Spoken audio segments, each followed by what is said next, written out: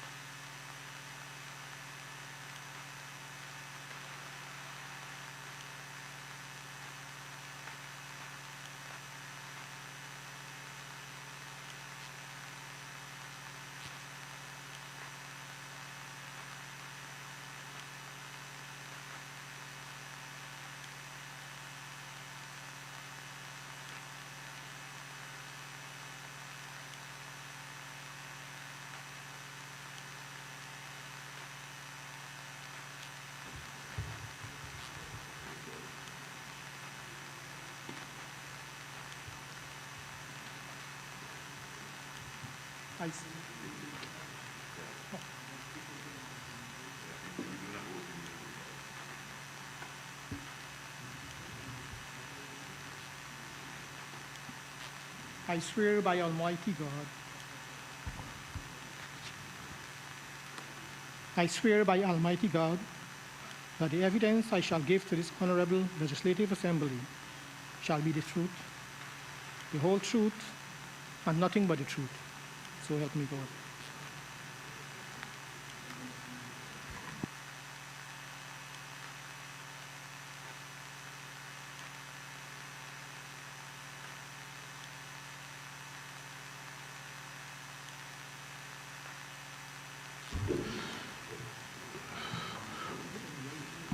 Good afternoon, Mr. Cummings. I'd like to welcome you to the Public Accounts Committee.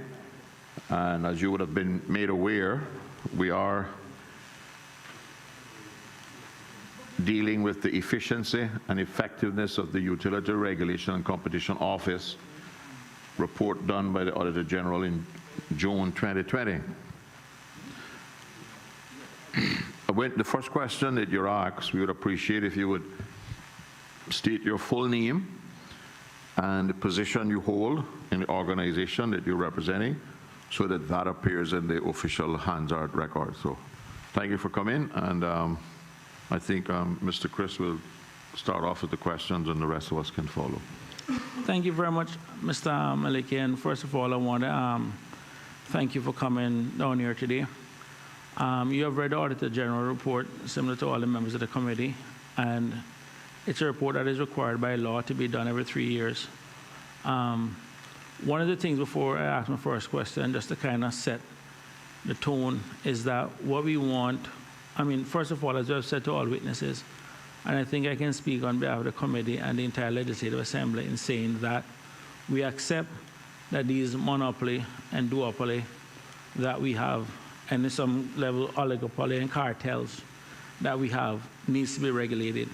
So there's no question as to whether or not regulation is needed for many of these entities. What we're more interested in is efficiency and effectiveness of those regulations. What we're looking to get from this session today is not to dwell on what has happened, because what has happened in 2017, 2018, and 2019, there's nothing that we can do today that's going to change those results. What we want to focus on is the lessons from what has happened over the last 3 years, and then see how best we can make offering a much more effective entity going forward with regards to regulation. So that is really and truly what we're trying to get from today. Try to keep it more forward-looking, but still be mindful of the lessons that came about. And so it is meant to be more informational to the public than anything else, and not an adversarial, confrontational, gotcha type moment. So I just want to set that straight. And I think it's important because, I mean, this house by nature is an adversarial body, because everyone got inside here by being adversarial to some extent, and democracy itself is adversarial. But for the level of this committee, we're not here to get into government policy. We're here to look for value for money, and also what it is that we can do, what is it that we need to do to be the best interest of the consumers that we all serve. And that is really what it is that we want to look for. So before we get into the meat of the matter, my first question to you, sir, through the chair, is, are there any concerns you have with the quality of the audit, what was done? Were there any findings that you were in disagreement with, or there was anything? Because we have seen, and you probably would have caught earlier this morning, that we had a previous witness who basically indicated that there were some concerns with the findings of the OAG office. And we just wanted to make sure that before we start, if there were any issues you have with the OAG report, its recommendations or anything, so at least we can deal with that first and then get down into the actual report. Thank you.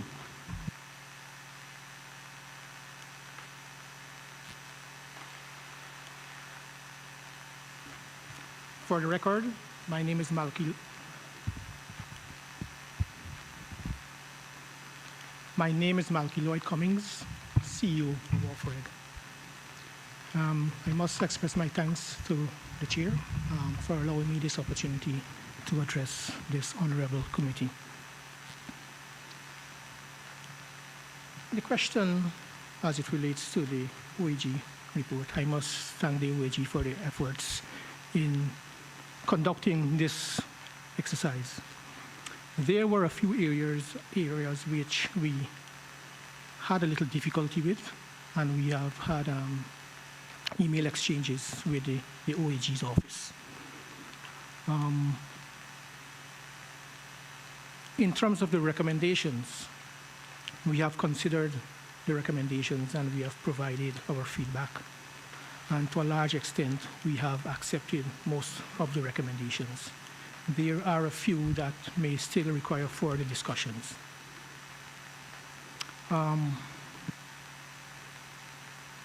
As indicated, this setting is not one to be adversarial or back and forth, but there was one area related to the fact that Ofreg is costing more to operate than the predecessor entities. We believe that there's need for more detailed assessment to draw such a conclusion, merely from the fact that when you look at the Ernst & Young report, he did an assessment on the ICTA, the ERA, and I think a section of the Water Authority.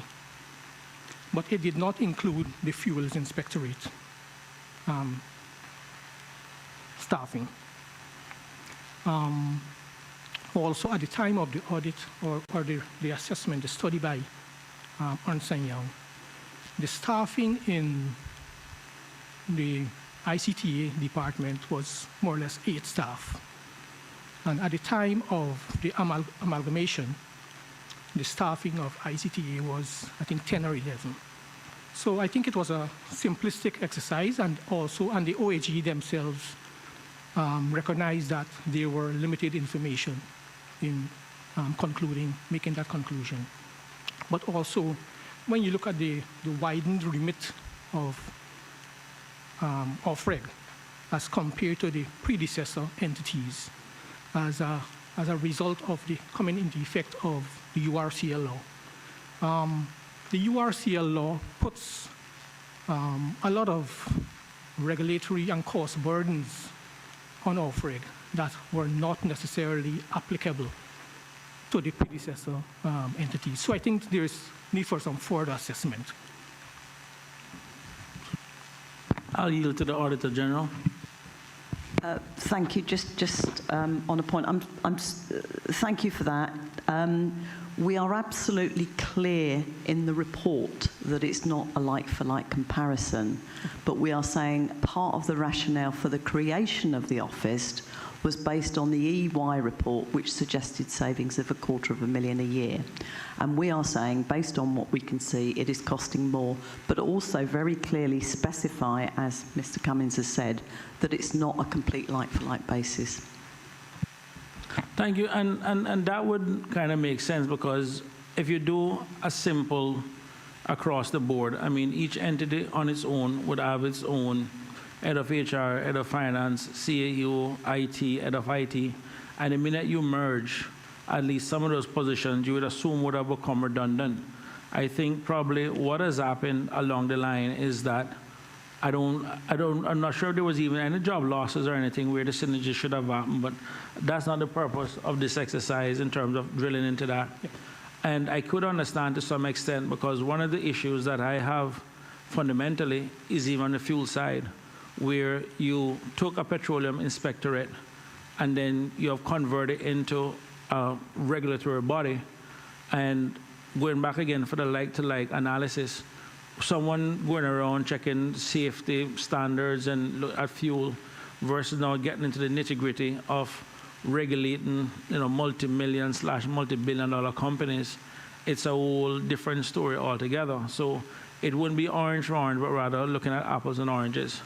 You said there were also some other struggles that you had basically through the process, some other issues, or that was just the only one with regards to the cost synergy issue?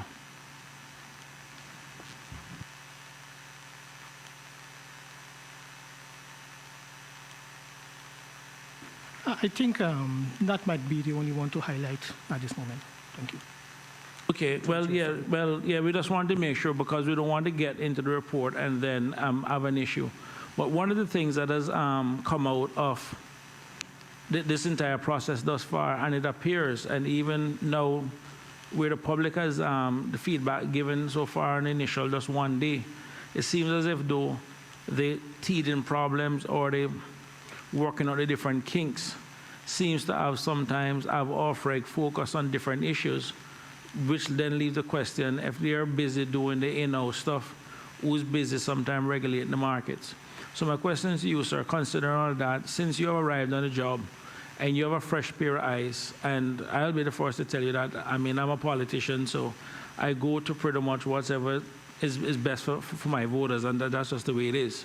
But in your neutral, non-political cap, since you have arrived, what do you see as being the biggest challenges to date for off-reg?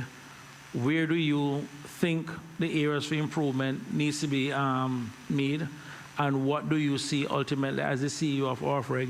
Where do you see off-reg growing in the next, say, 3 to 5 years? But more importantly, where would you, as the CEO, want to see off-reg going in the next 3 to 5 years? So there's a big difference, because right now we're on one trajectory, and I think everyone can agree based on this report, we need to get off of that trajectory. So in essence, just to collapse the question, the path that we are on, but the path that you want us to be on. And that's really my question. Thank you. Thank you, Honorable Member, through the Chair. I think... Could you go close to the mic Okay, so we can hear you, please? As you would have characterized, the past is the past. Off-reg was put together to take advantage of the existing synergies and complementarities of the various sectors, regulators. To some extent, there are still some gaps in terms of the regulatory framework, and there are also some policy gaps.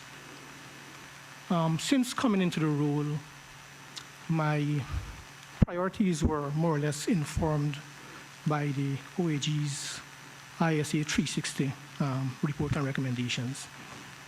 And I've worked with the board and the talented team of off-reg to advance a lot of policies and put them in place so that we could ensure that we have proper control measures in place. My thinking was, as a regulator, we should not be sidetracked by the members of the public actually making comments with regards to off-reg spending. That's not what we're here for, right? So I would characterize those as distractions. We are here to regulate. So the focus was on fixing those initial issues so that we could focus our attention on doing the job we were set up to do. So since coming into the office, we have put in place several policies, like the travel policy, recruitment policy, training and development, mobile phone. We've put in place anti-fraud policies, several others. In terms of the future outlook for our FREG,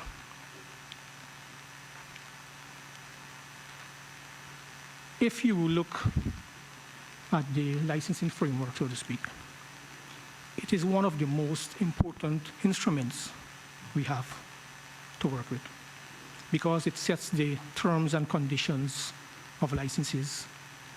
It determines the structure and level of competition in each market.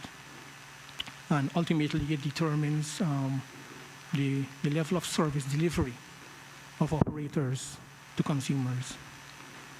So fundamentally, it is imperative that our focus going forward will be on modernizing the regulatory frameworks that exist. Sorry, Mr. Cummings earlier said that the public concerns with off-reg spending. And I think one of the universal challenges that we have, not just in Cayman but elsewhere around the world, has always been who regulate the regulators. And ultimately, it is always the public and in some cases, committees such as this that also regulate the regulators. So I take it for everybody spending from Premier come right now, and if you look at the parliamentary questions, you'll always have the questions of any spending. One of the primary purposes of this committee, and I guess it's again against all public sector bodies, excuse me, is to look for the value for money. And I think ultimately, if I can guarantee you, if the public was happy with the service it was getting and for what it is that we're paying for at the pump, the fuel, and even internet speeds and internet value, if you guys were going to conferences in Tahiti and you were getting cheap thing, nobody would have looked at you because you know what? Whatever you're doing, it is working, and continue doing what you're doing. Matter of fact, we would have went travel agents to book what it is that you guys would want. But I think from the public standpoint, when you do have an entity that is costing the public person millions of dollars, because bearing in mind now the very regulatory costs that are built to the your licensees are also passed back on to the consumer.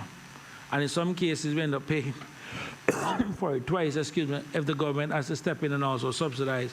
So your licensees are actually charging us as consumers, and they will also being taxed to some extent for wherever the shortfall is. So that will always be some level of criticism in that regard. And I think it is that culture, because going back again and listening to even the testimony this morning from Mr. Monroe and also Mr. Ali, is that to some extent, you can again see, going back to even looking at fuels. I mean, one of the reasons why the chairman asked for the LCCL license to come is because it literally prohibits, if my memory serves me right, some of the activities that that is being done from even being doing. And again, this goes back to the regulatory and ultimately to protect the consumer. So I think that is really what it is that we're looking for. And I think somewhere along the line, and I don't say this to be facetious, and I don't say this to be, I don't use the word rude, but I can't find a better thing, but we have to some extent a lot of people that came from a monopoly culture that is, and I think Chief Cabinet Secretary Sam Rose summed it up best yesterday when he said culture eats strategy, is that you can have a particular strategy for your organization if at the core, the people who are to execute that strategy doesn't share as their core value or their passion that this is what we want to get done and have maintained a monopoly mindset to some extent, then I think that is really where the problem is. Now, for me, I can speak for myself because I've always had a mindset of I like to push the envelope, challenge the system, see how best we can always get better. But that's me. That's what drives me. That's at my core. For different people, it's a different thing. And this is why in organization, they push certain core values and everything else. And what we're looking for is that at its core, the people who's driving this, I'm just looking for comfort that the people who are supposed to be regulating these companies are doing it. That's all I'm looking for. And once someone is doing that, I think it is that we're good to go. So my question to kind of set that frame is, since you've been here, and I think you've also coming from a previous job as a regulator elsewhere, the culture that you have found in the organization, and no one is going to doubt your talent, because I can tell you on paper, you have some of the most talented employees within any statutory authority or even in core central government. But it is that passion or the kind of intangibles in terms of getting it done, because talent without will is a different thing. And I think where the criticism comes from sometimes is either you guys have bad PR, that if you're doing stuff and people are not seeing it, or there's a lack of will. And as I said yesterday to even a cabinet secretary, the simple little things to get right, going back to the law, like just maintain a website. You're in charge of an ICT network, but if I was to go on your website, go to the About Us section, look at management team, everybody listed on the management team as a coming soon. You go to the board, the names are listed there, I look for their profile, it says coming soon. So it is those little small things that when you miss the little small things, then the question is, how is it that you can get the big things? And it is that culture that we're looking for. And when you do hear the spending and the use of consultants, then naturally, and people still paying the expensive price, then the question is, what purpose does it serve?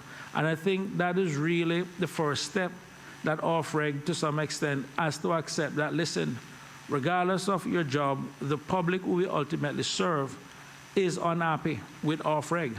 And accepting that fact, then the next question to move on is then, what can we do to fix it? Is it that we have false expectations? Do they have unrealistic expectations? But that, I think, is the next step. But the first step is accepting and acknowledging that the public is unhappy with OFREG. And then I think once we have established that as a foundation, we can move forward. And as I said to the chairman yesterday, 6 pages of achievements, it means nothing in the public unless the pump, the plug, and the broadband issue is fixed. And I think that ultimately is the first culture that, to some extent, people need to accept within OFREG, that the public is unhappy. You know what I mean? And I think that's where we can move forward from thereafter. Thank you, Honourable Member, through the Chair. You're correct in that culture is critically important to the effectiveness of any organization. And one of the initiatives that we launched is in late last year. We organized a OFREG Reset Workshop, basically to get all the team members together to look at our vision, mission, objectives, goals, values, and culture. So there is still a lot of work to be done. Simply putting together people in an office and expecting them to work as a team is a false, you will not achieve what your intended purpose is. Right? So definitely work needs to be done to ensure that there is more unison in the organization. One of my observations when I took up office is that there are still some silos, so to speak. And so some of the initiatives that were implemented, we implemented the centralization of certain functions in an effort to break down the silos, because we are trying to achieve the one OFREG mantra. In terms of the website, we recognize indeed that the website needs work. And we are currently in the finalization process of procuring services to redesign the website. So Excuse me, sir. Yes, sir. You have ICTA under you, and you need somebody to design a website for you as a consultant? Thank you for that question, Mr. Chair. Initially, that was the objective, where the ICT team was given that task to develop the website, but it never materialized. Okay. So that is why we had to take this route. Can you outline the organizational structure of OFREG and the lines of authority, accountability, and responsibility? So thank you, Mr. Chair. So we have the board, which we have the chairman of the board of directors, and then we have the unique structure whereby we have the executive director of ICT, who is also a member of the board. You have the executive director of energy and utilities, who is also a member of the board.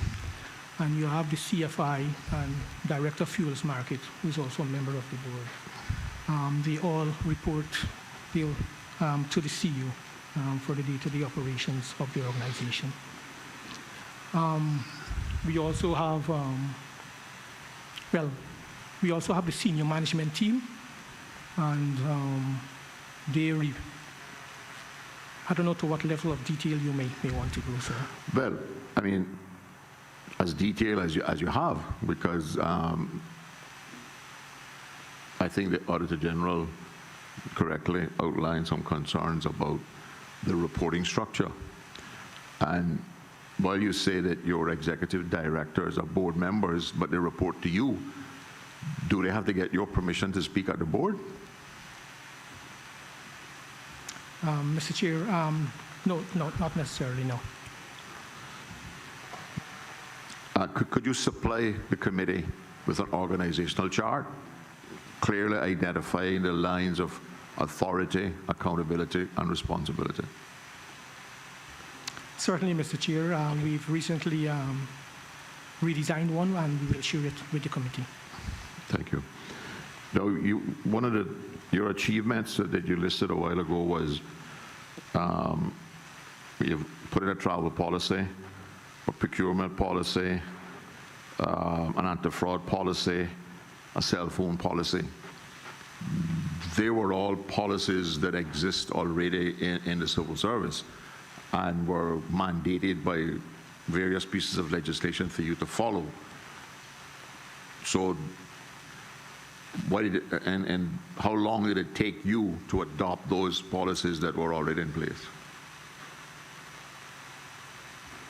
Thank you, Mr. Chair.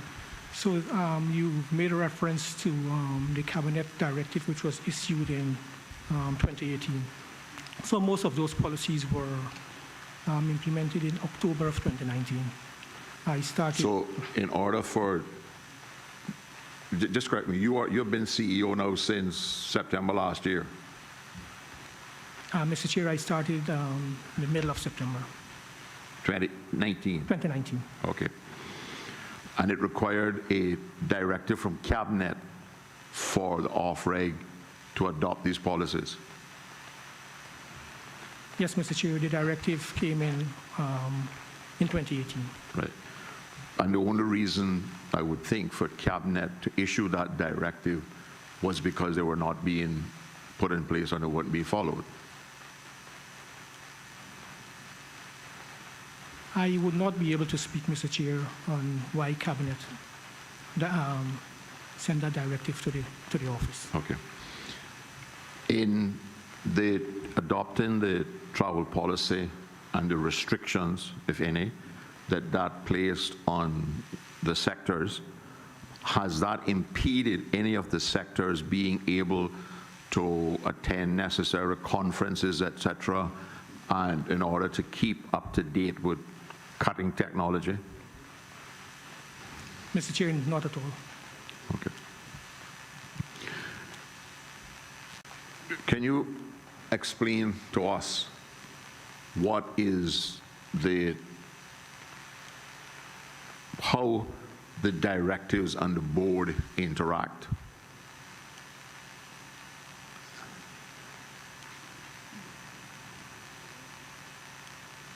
You look dumbfounded. You don't think that's a question or what? You were still pondering. No. Yeah. So how the directives of the board interact? With the board.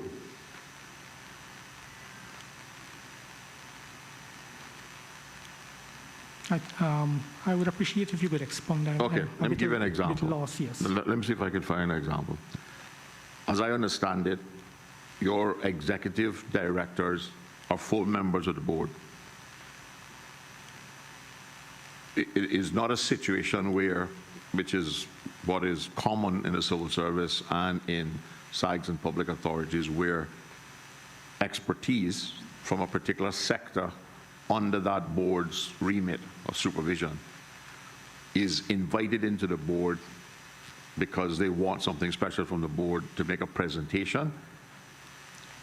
Or is it a situation where the executive directors who consider themselves full members of the board can set the agenda for the board?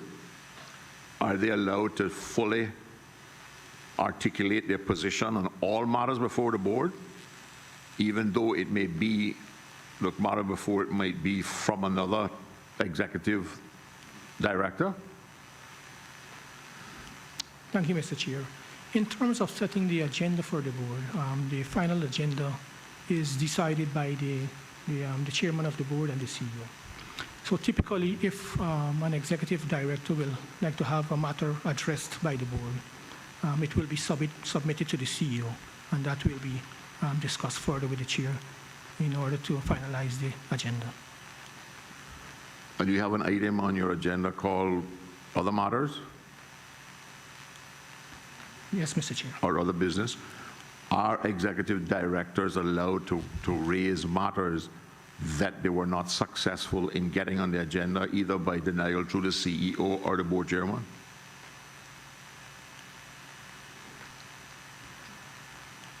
I don't think anything prevents an executive director to raise any such concern. All right, I want to backtrack a little bit on some of the things that the member board did. Is it fair to say, or do you agree, that the image of off-reg in the public in terms of its value and what it's delivering for the country, it's almost impossible to get any worse?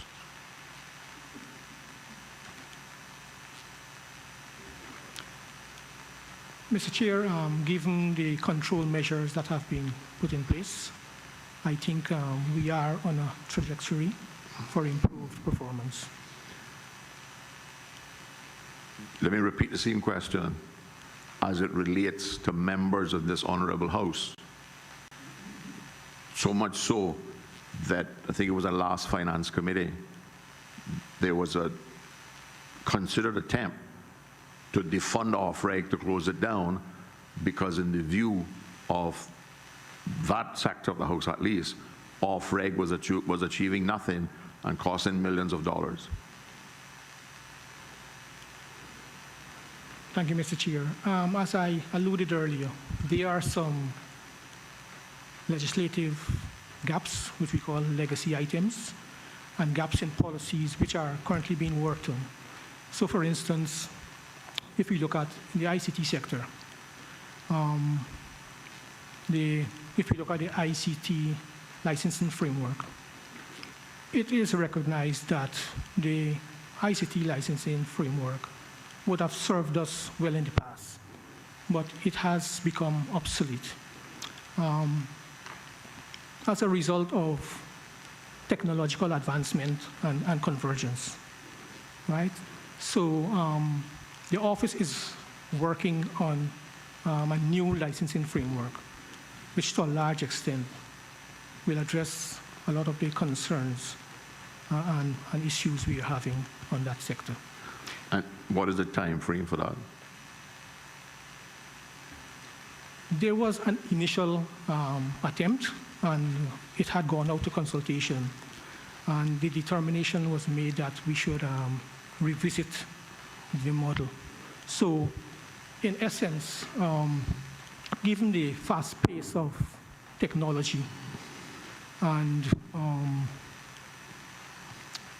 the decision or consideration is being given to the fact that the framework should be flexible, it should be agile, it should be more technology agnostic if we are to take into consideration and take advantage of the technology advancements so that the benefits can really accrue to consumers.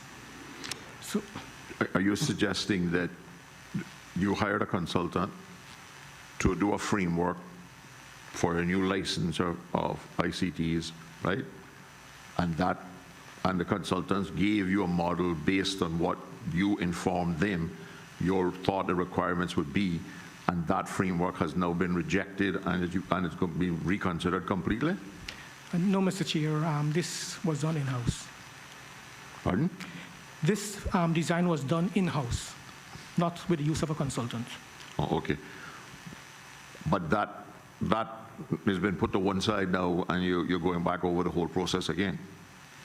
Yes, the process is being restarted. Okay. But there are also some other policy gaps where we are trying to finalize the overall policy framework. Okay. Right. But I want to deal with that one that you're going over first. The policy framework that has now been rejected to be reconsidered, was that approved by the board, or was it rejected before it got to the board? Based on the feedback as a part of the consultation process, it was thought best that there is a revisit to the strategy. And this feedback you're talking about are the very people that you regulate. We're allowing them to set the framework under which we will release them. To some extent, sir. But it seems like to the whole extent now, if it's being returned to zero because of their objections to things in it, then I think they're the ones that are controlling it. My understanding is that the team in OFREG itself realized that we need to take a further and more deeper look at the process. But one of the things that aggravates me, and I think other members of the committee and the general public, is the number of processes that OFREG seems to have to go through to make any decisions, and the protracted length of time and re-decision processes that is going on so that nothing ever gets decided. Because when I look at the 6 pages of achievements that the chairman presented us, there's not a lot in there to brag about. I mean, some of the things I wouldn't even put down as achievements, but anyway. I hear your concern, Mr. Chair, but it is the nature of the regulatory process. OFREG, as a regulator, is a creature of statute, which means everything we do, roles, duties, functions, our whole modus operandi, must be in alliance with the established regulatory and legislative framework. And URCL makes it clear that we need to consult on certain matters. Yeah, but I mean, the whole selling of the UCRL, right, in this House was that it was modern, cutting-edge legislation that needed put in place before we could do anything to affect the price of fuel, the quality of internet, or anything else. And that this legislation, which was passed in 2016, and I'm pretty familiar with the debate because I was here, you're saying now that there are so many gaps in that legislation that it's making that's part of what was making it impossible for OFREG to achieve the very objectives that the legislation was sold to members of Parliament and the public on. Thank you, Mr. Chair.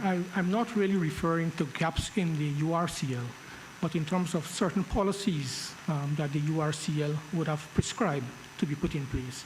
And that's why I would have made reference earlier to the competition framework that is currently being developed.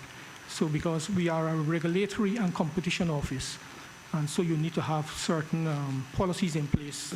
Regulation and competition? Competition office. So in terms of if you're regulating the monopolies, okay, that is more direct. Which which are you giving priority to, regulation or competition, or are you expecting to achieve regulation through competition? Thank you, Mr. Chair. There are different markets. So for CUC, that's more direct regulation through the office. Whereas in the ICT sector, it is more competition. We encourage more competition. There's also competition being encouraged from the standpoint of the renewables, so renewable technologies and IPP being able to compete with CUC. So the URCL is clear that we may promote competition where it is possible and feasible. And I mean, I will let you off the hook because you haven't been around from day one.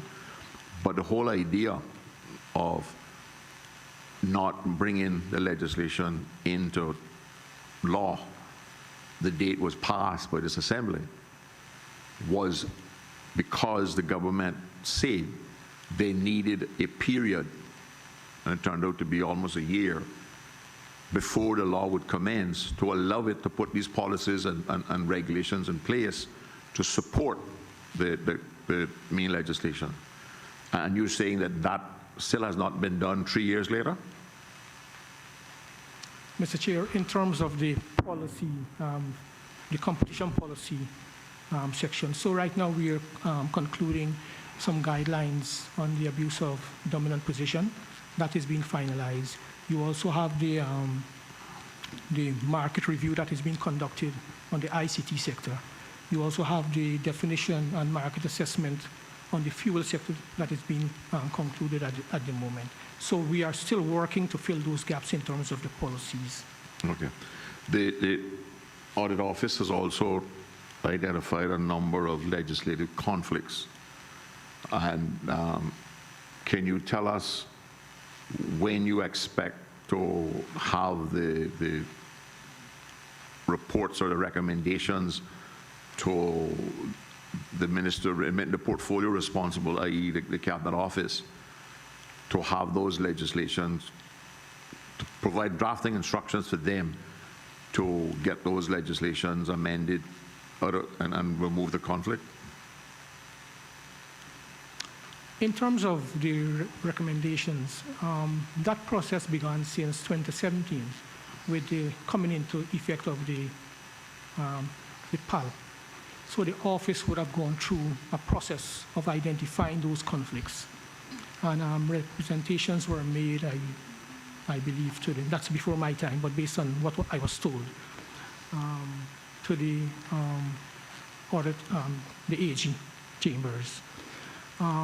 That would have resulted in the 2018 URCL amendment bill, which would have addressed some of the issues, and that is currently with Cabinet. So the process continues whereby the office is identifying those areas of conflicts, and once that is complete, we will inform Cabinet appropriately. Mr. Chairman? Go ahead. I just want to, through you, Mr. Chairman, first of all, I welcome the witness. I thank him for being here with us this afternoon. Through you, Mr. Chairman, I just want to pick up on the testimony we just received that identifies the primary remit of OFREG, and that is as both a utility regulator and to promote competition in certain sectors. I wonder, is there a penalty mechanism within the ERC law which allows OFREG as a regulator to penalize a company for failing to promote competition? And I'll tell you the basis upon which I asked the question, as we discovered just this morning from the Executive Director for ICT. Caribbean Utilities Company, who is a vertically integrated company and one who holds the monopoly on electricity generation, but also has the rights through a subsidiary company, DataLink, that now restricts competition being provided to 2/3 of the population of the Cayman Islands. by way of a build-out of the fiber optic network, simply because they won't allow sharing of their existing infrastructure. Now, it is a honor. The CUC doesn't share by itself. It shares that honor of, my word, being greedy with Flow, who are also unwilling to share the infrastructure that will enable what the executive director for ICT stated, is giving consumers the ability of choice as it relates to faster broadband internet speeds in both the eastern districts and the sister islands. Is there a penalty mechanism under the ERC law that OFREG may utilize for utilities who are restricting competition? Mr. Chair, I know under the ICT law, there is a infrastructure sharing. There are some infrastructure sharing regulations under ICTA. I am not familiar with all the regulations in place, but that is information I could provide to this Honourable House at a later date.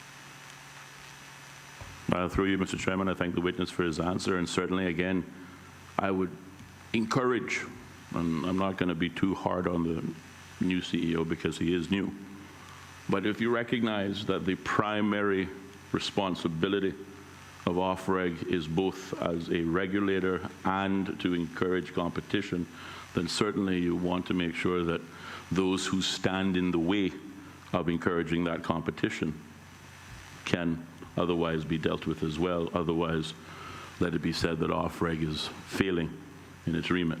But I thank you very much, sir. Mr. Chairman, through you, one of the issues that came out of the OFREG report dealt with the membership of the board between the executive and the non-executive members. Now, I can say from my own personal experience, I can see the value of having as much technical expertise on the board as possible.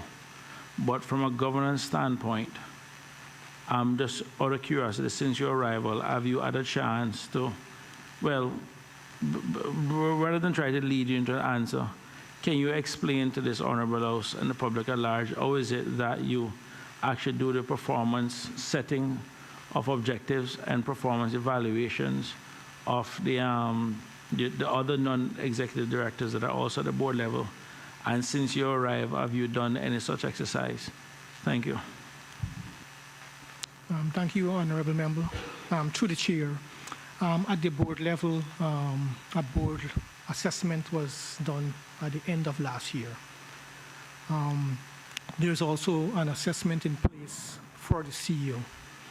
In terms of the executive directors and other staff, we are in the process of putting in place a performance management system, and also in the process of having an assessment process for the direct reports to the CEO. So, can I start right at the beginning? Have you met with the other executive directors at the board level, and have you set their objectives for the 2020 year? Because you arrived last September, so I'm assuming objectives would have been set for 2020. So the question is, were objectives set for 2020 for the other 3 executive members that sit on the board? Thank you, Honourable Member, through the Chair. Basically, the annual plan more or less sets out the objectives of each sector, but they have not been direct objectives cascaded down to the executive directors, and that is the process we are currently undergoing. To a large extent, the COVID pandemic has impacted the delivery of several of our activities, and there has been some delay in getting this in place.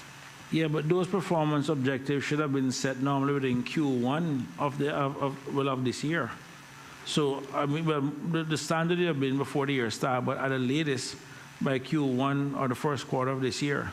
So is it then a situation where we're now past the half-year point that the performance objective have not been set for the executive members of the board beside the other 3 executive members of the board beside yourself?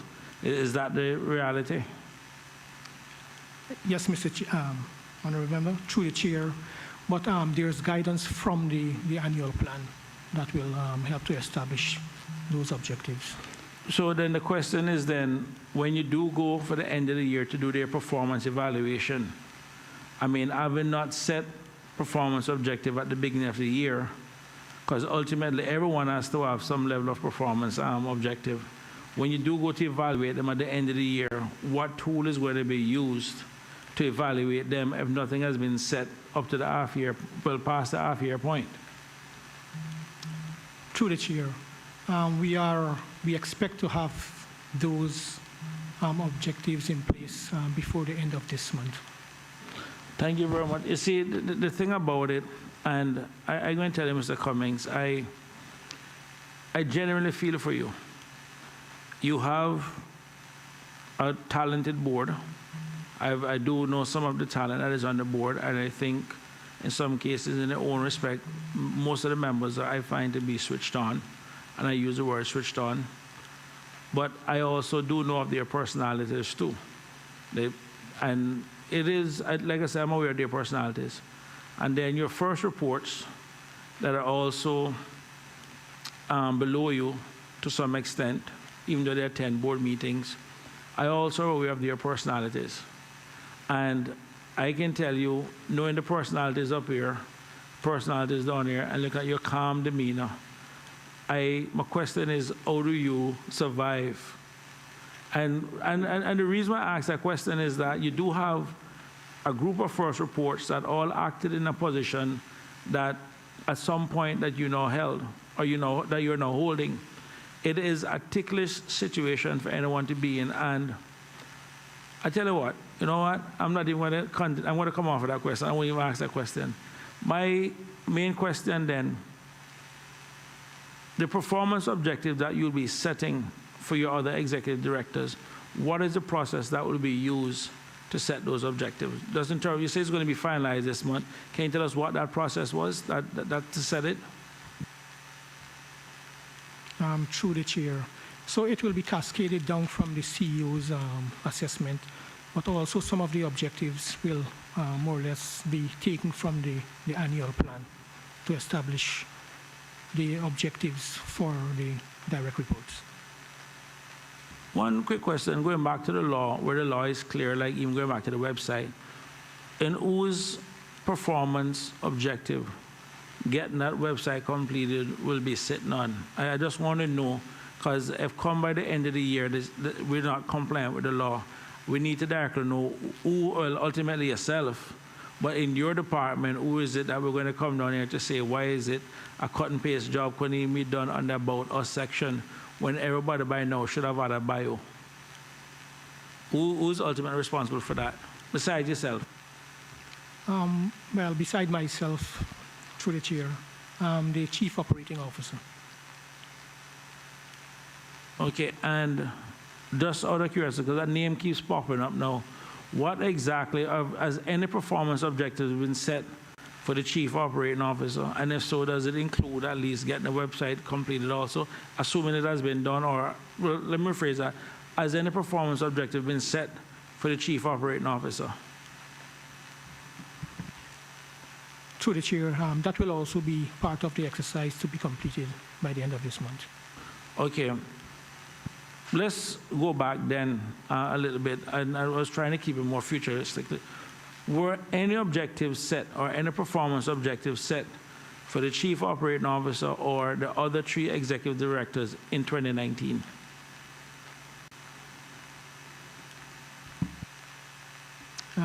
Through the chair, I would not be able to speak to that. That is before I got here. So I will need to get clarification and report back to the committee.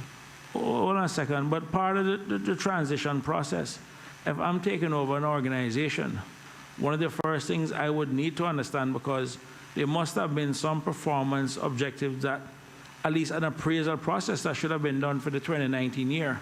And if you arrived in September at a minimum, while you may not have been able to evaluate them for the year for 2019, I'm assuming at least a conversation took place with maybe the chairman or other board members to say, well, these were the objectives for 2019, these were the targeted, these were their performance targets, and here is a grade on the scale that we're going to be giving them for the year 2019. So is it a situation then that there were no performance evaluation at a senior level for the 2019 year that just ended? Through the chair, not that I'm aware of. I just want to, one follow-up on it. Before your time, they had a rotating chief executive officer position. Are you aware, or can you say whether there's any records in OFREG of any performance appraisal done on either of the persons who acted as chief executive officer during that period of time? Mr. Chair, I cannot with certainty say whether there is any record of such performance record. Can you give us an undertaking to find out if there's a record and to so inform this committee before next Wednesday? I will commit to do so. Okay.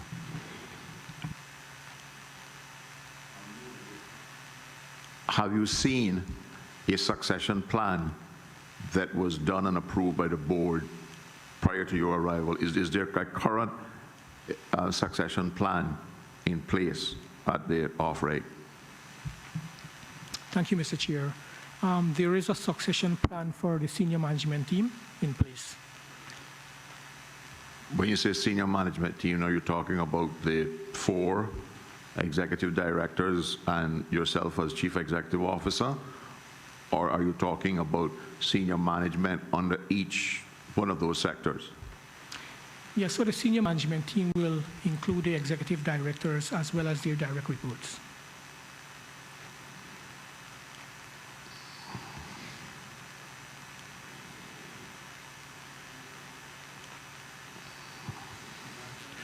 Is part of your remit as the new CEO to develop a succession plan for your position? Thank you, Mr. Chair. That question was asked, and given that the CEO is appointed by the board, we are of the opinion that that succession plan is to be developed by the board. But what resources does your board have to develop such a plan? Obviously, if you're the chief executive, you're the person that has first-hand knowledge of your executive director's performance, your people in the senior management, because as you outlined it a while ago, there is yourself and the senior management above the chair of executive directors who also happen to be board members. To your question, Mr. Chair, the board has a lot of capable members who are able to design that succession plan. And this matter was discussed at the board level, and my understanding is that the board will is responsible for setting up that plan. I do not have any problems in commencing that process. Well, who on the board has been assigned the responsibility to develop a succession plan?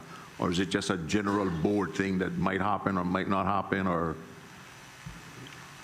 Mr. Chair, we have not discussed the matter in depth at the board level. It was brought up. Yeah, but I mean, normally, before you make a decision that you're going to do something, there should be adequate discussion of how you're going to achieve that. You don't make a decision to do something and then you try to figure out how you can do it. Don't tell me that that's the way the board is operating. I take note of your concern, and I will raise it with the board at the next meeting. Quick question. As the innovation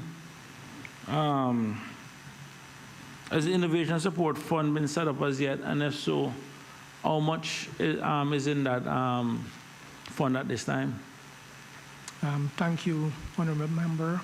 Through the Chair, we have not dedicated an innovation fund as yet.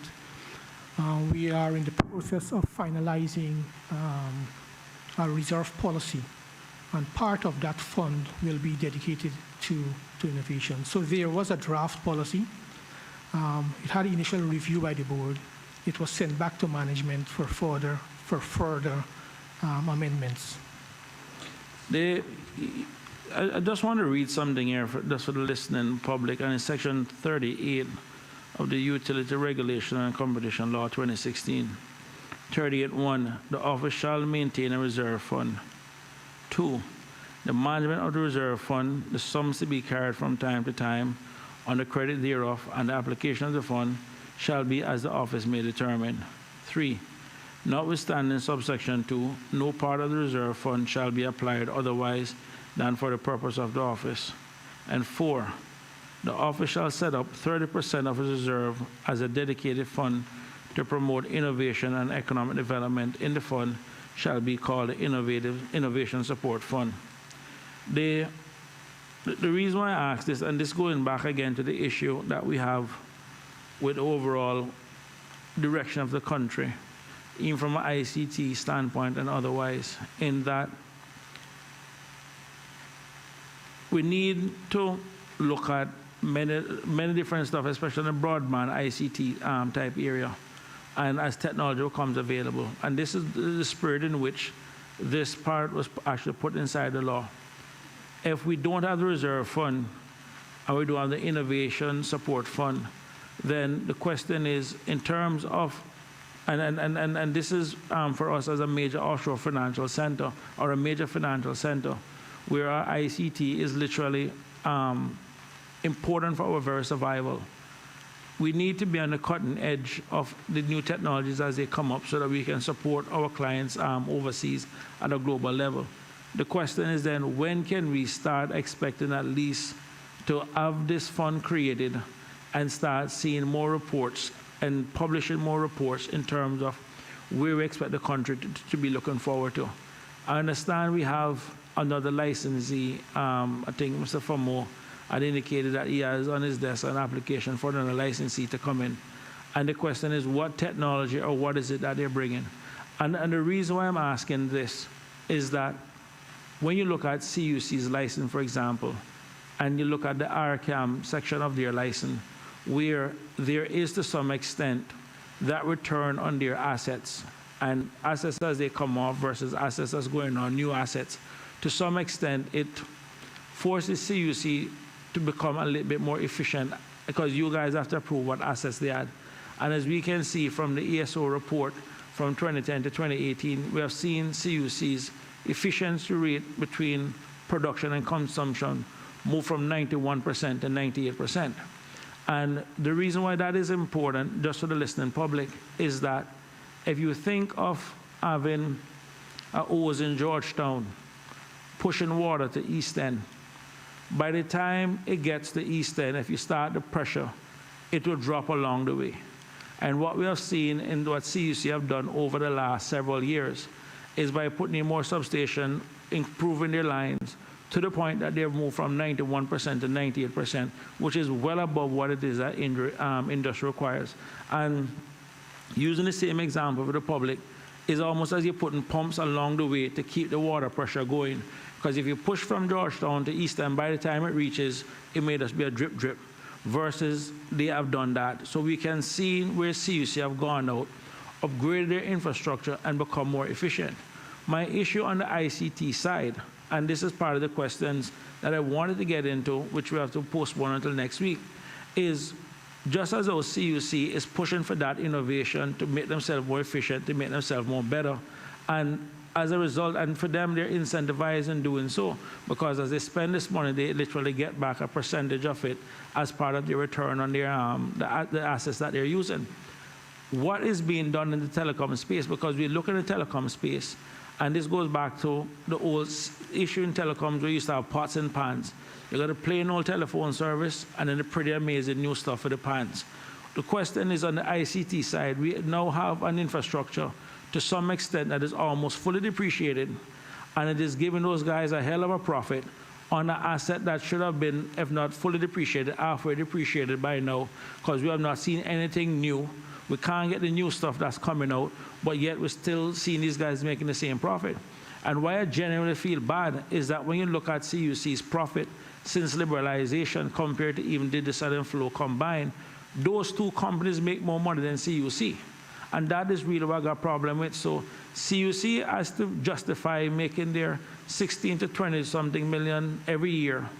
And these guys are sitting on assets that have already been paid for, making money, and we're still getting poor service. So I say all of that to say, in terms of the innovation fund, what I would have expected from Offreg is that at a minimum, where we do have these technologies and these advances coming up, and the perfect example is the Maya 1 cable that is literally the end of its useful life. Cable and Wireless is still charging people an arm and a leg for E1s and T1 rentals outside there for an asset that has pretty much paid for itself many times over. At some point, Offreg is supposed to go in and say to the Cable and Wireless, listen, this asset has been fully paid for many times over. It is past its useful life, but you're still breaking it off in the very customers, especially the business sector or the financial sector. If you guys were to go through and do that, because CUC would not have been allowed to do something like that, at a minimum, that would bring down business costs to some extent, or two, force them to go do more upgrades to at least get more cable, more this, more that, to at least serve us. But if I'm sitting down there with an old paid-up network that has pretty much has been paid for, and I'm making the money that I'm making, I have no incentive to go do anything. And it is that level of innovation that we need to start seeing coming inside the country, as opposed to the buffering that people keep getting. So I collapse all of that to ask this question. Where do you see, or where will Offreg be going with regards to innovation in this country? So at least a year or 2 years from now, we can say to our kids and to our people, this is where we are with regards to technology, this is our infrastructure. Because I think we have moved away to a point now where ICT, internet are now not just seen as luxury items, but rather now as necessities for people to live. And if that is the case, we need to make sure that we are on the cutting edge and having one connection to the world. Because the CGFS that Cable and Wireless have to Jamaica, that is old and antiquated too, which is the second connection coming off island. The one other connection that we have to the world is literally on its way out, done, past its recommended useful life, and 3 years later we still have no solution in terms of what we're going to do to replace the Maya 1 cable. And these are the kind of things in terms of a forward looking. I think the public and many others would be looking forward to Offreg to say, guys, this is what needs to be done. And at least the paper going to the minister to say here is an area of risk to the country. And now the minister needs to go out, whether it be industry or whatever, and say to somebody, guys, let us go and build this.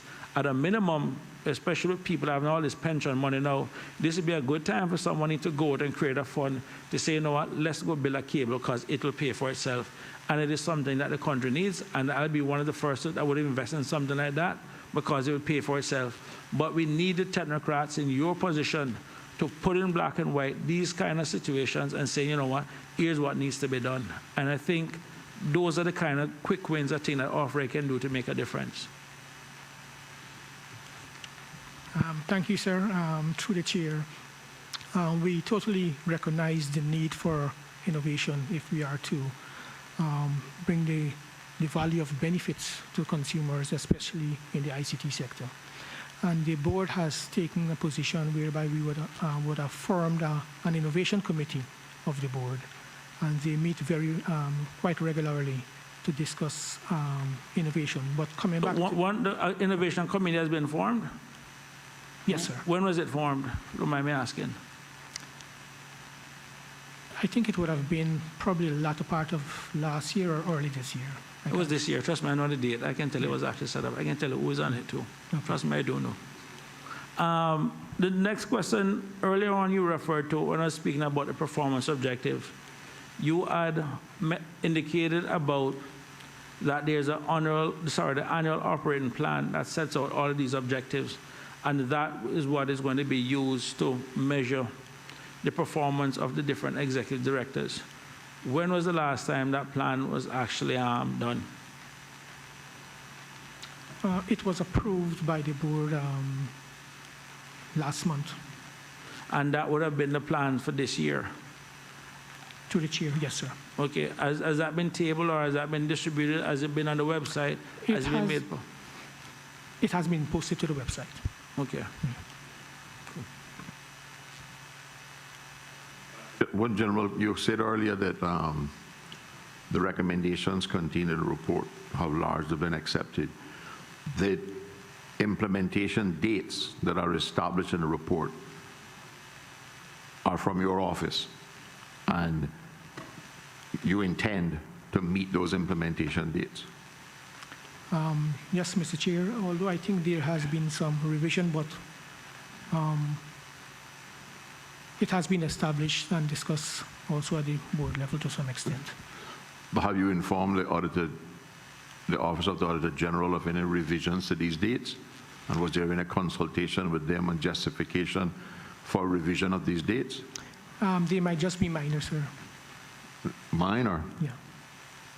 But the minor change might be the Q, the number after the Q. And although it is minor to change a Q1 to a Q4, that's a whole year.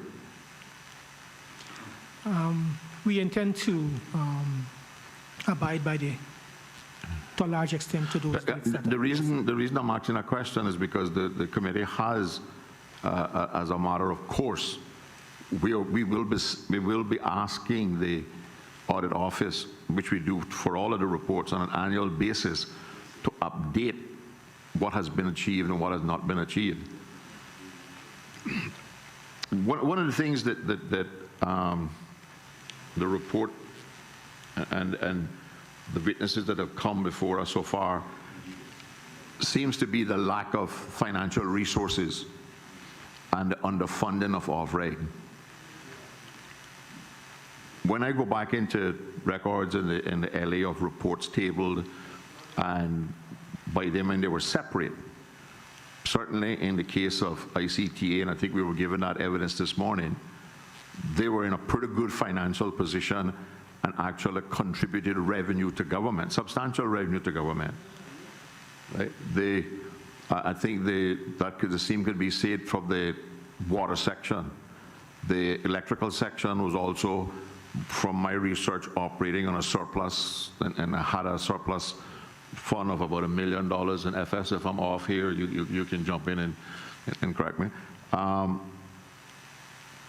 How did we amalgamate entities that were making money, right, without adding to their staffing into one entity and come up to what appears to be, for this financial year, about $1.5 million, $2 million short?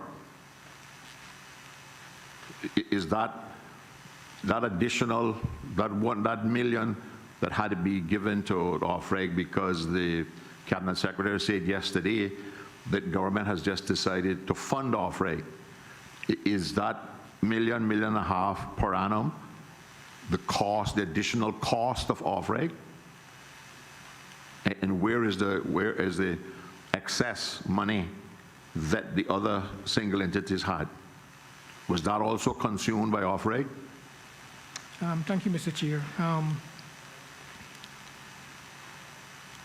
Some of what you refer to respectfully would have been before my time, but the ICTA is more or less self-sufficient. The energy and utilities is self-sufficient.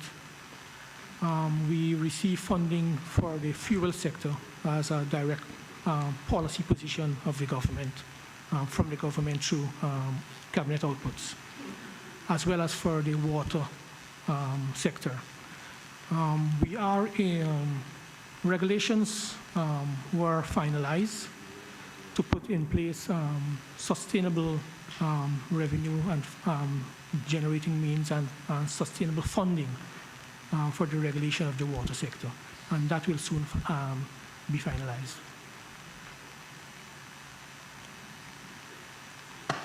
Any other questions? Yeah.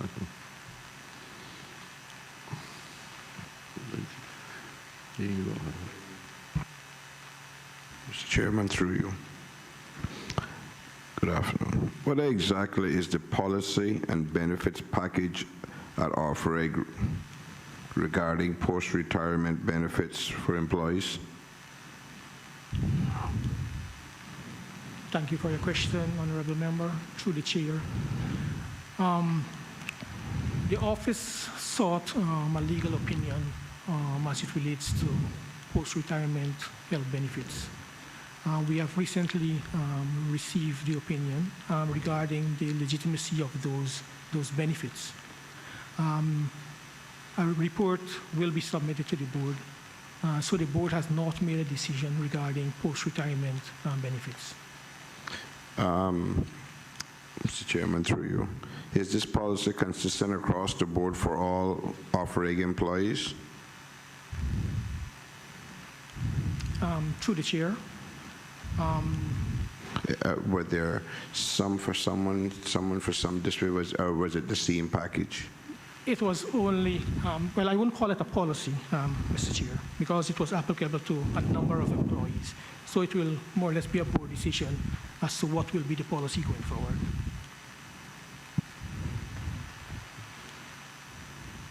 So there is nothing there. There's no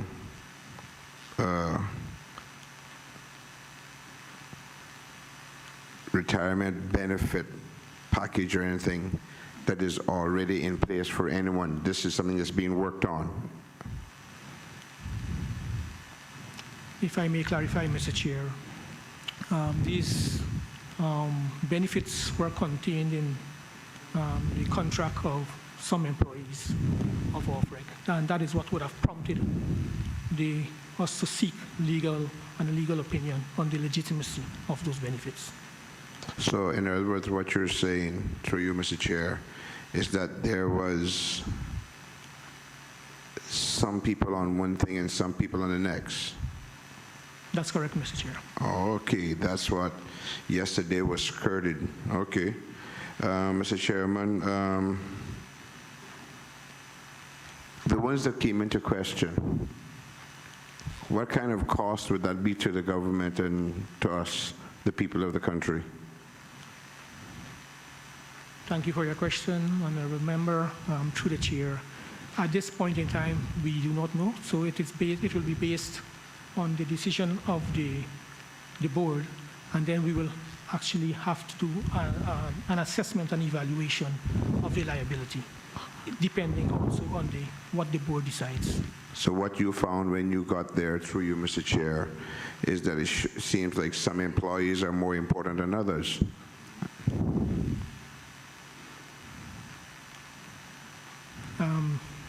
Through the Chair, I will not be able to comment on that, sir.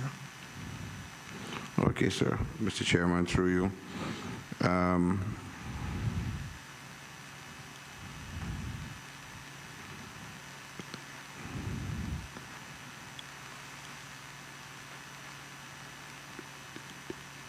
There was in the report some things on training, some expenses for different places, different things. Do you consider yourself as CEO and the board of directors as now being properly trained, or you feel you all have received appropriate training to be considered competent regulators now? Because I've looked through this and I've seen some training courses here, training different. Do you feel that you all are up to par now as regulators? Through the Chair, in my research and understanding, we have not actually been able to determine or see a definition of what is a competent regulator.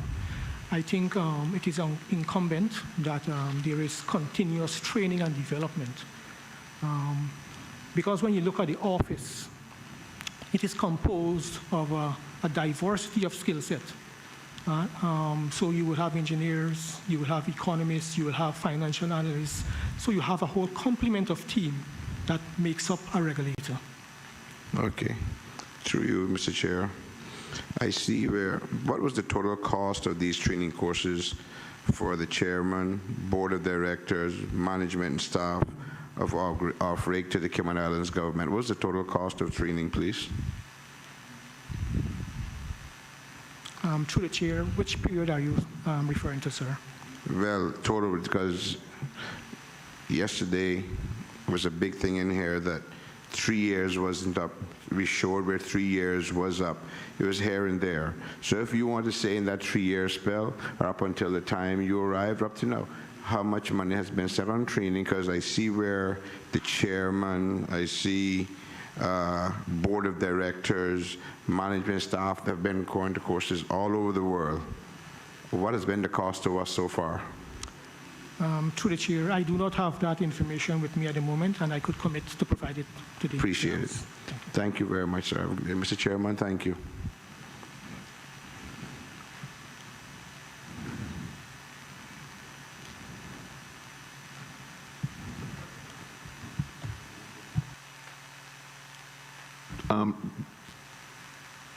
Mr. Cummins, I did a quick analysis of my CUC bill,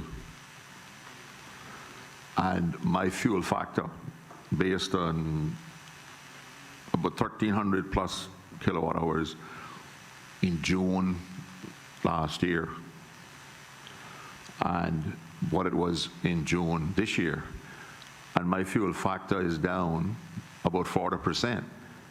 Can you explain to me why I am not getting the same 40% reduction in the fuel at the pumps, and why off-reg is so happy that we have achieved a 14% reduction? Thank you for the question, Mr. Chair.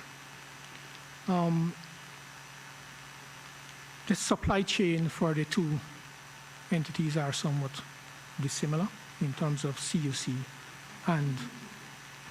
You said the supply chain. CUC is buying its fuel from the two major providers here. So my understanding of the markets is that there's a longer lag in terms of the fuel cost, the reduction that is passed through from the CUC side as relates to and compared to the retail fuel at the station. I will need to seek some further clarification to provide some answers regarding... Because we received a very staunch lecture this morning from your director of fuels, that the one thing he doesn't want us to do is compare ourselves to the US market, because by his argument, it's totally irrelevant. But interestingly enough, I am seeing, when I look at the cost in the US, that same 40% that CUC achieved at the pumps, year on year. And if CUC is buying their fuel from the two local people, right, and the two local people are supplying it to the gas station, what is the... Are you suggesting that because CUC can store more at their facility than a regular gas station, there's a longer lag in reduction? Because then I should have a greater reduction at the pump than I'm getting on a light bill. To some extent, it may depend on the sensitivity in terms of timing, but I will have to commit to consult with both the CFI as well as the Director of Energy and Utilities, as they will have more in-depth knowledge regarding the process. Just one observation, Mr. Cummings, and yesterday I had asked a similar question to Mr. Anderson concerning CUC rate increase, and the answer that I was really looking for was not the answer as to why CUC would have applied for a rate increase. But I wanted some understanding that as a regulator, he would have intimate knowledge in terms of certain key components of what goes into this. Well, I would just say working knowledge. I know it's a complicated document, but there are certain things I was looking for.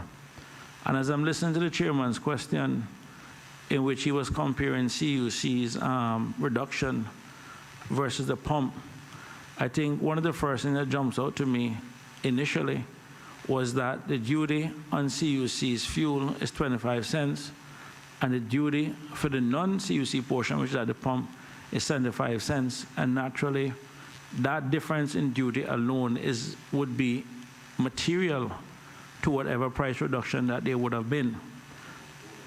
But not total, but it is, these are the kind of things, as simple as they come across, is that when we're looking at an entity such as OFREG and the quote-unquote technical qualification, because you guys are the technocrats to provide policy advice and guidance to this country as to what is the best for the consumer. It is important for us and to the listening public that when yourself and members of your team come here to answer certain questions, even if the answer isn't there, we'd expect a more deeper answer at this level. And those are the kind of important things, because as we're sitting here, I can't speak for other members, I'm getting comments, I'm getting different stuff that is going on from members of the public who are listening or are watching. And maybe to some extent, maybe we should have probably have this forum behind closed door or something initially.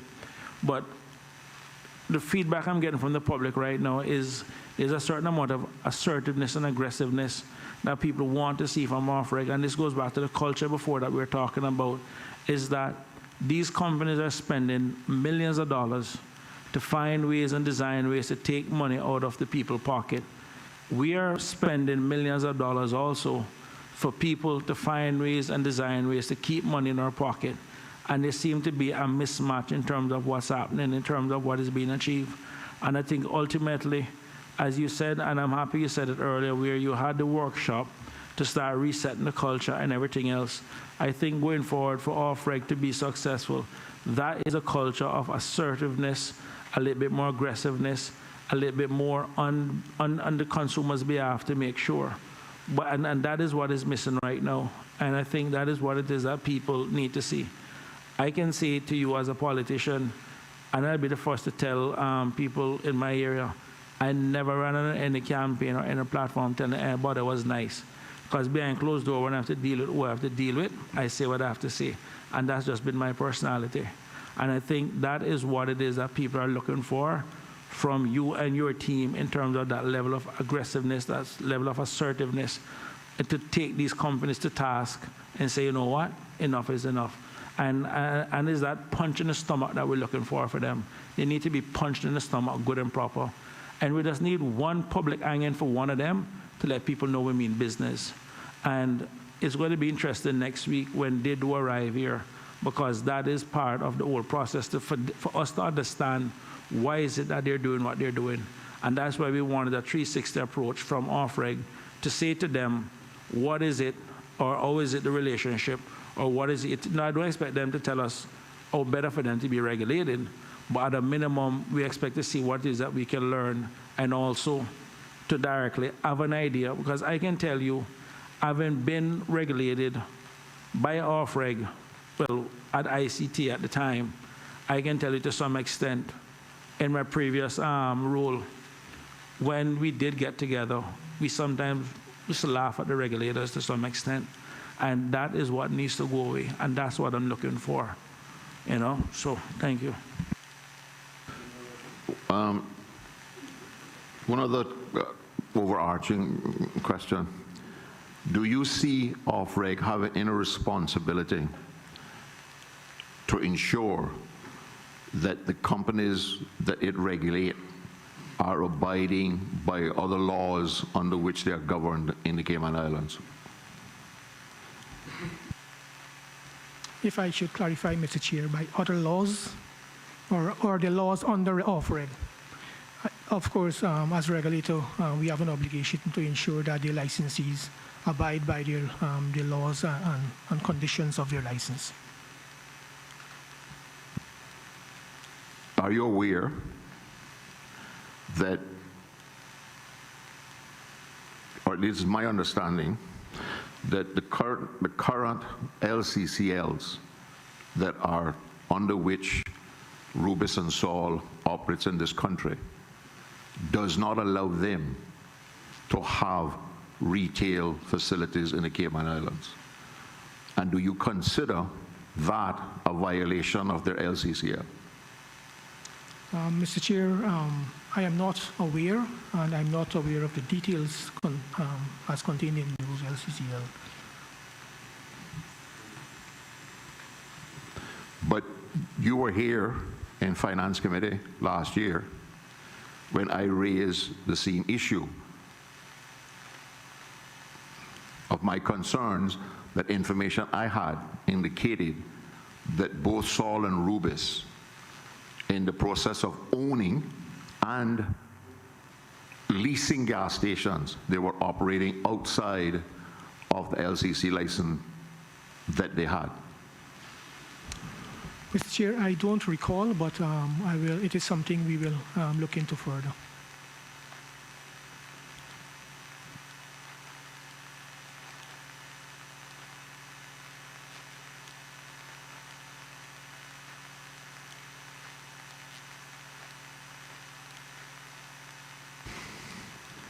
Are you aware that both Sol and Rubis own and lease to other people to operate, and maybe operating, I don't know what, because I haven't seen the leases, whether it's just a management they hire and they call it a lease and they set everything else, retail outlets in the Cayman Islands? Yes, Mr. Chair, I'm aware of some of those arrangements. Is it possible, or does your OFREG provide standards for safety and operation under which you could advise planning as to how the physical structures necessary, including tanks and vents and everything else, to build a gas station can be put in place by planning, and it has such safety regulations been communicated to the Department of Planning? Yes, Mr. Chair, I know there is collaboration with the Department of Planning and the office. Okay. To a large extent, they depend on our advice. Okay, so if a person, well, me for instance, suppose I had a piece of land in Northside and I wanted to put a gas station on it, I could apply to planning. Planning has the information to make sure that I comply with all of the safety standards that you have. And if I did that, put up the facility, planning certifies that all the safety standards are there. Is there a way that you could force Sol and Rubis to sell me fuel?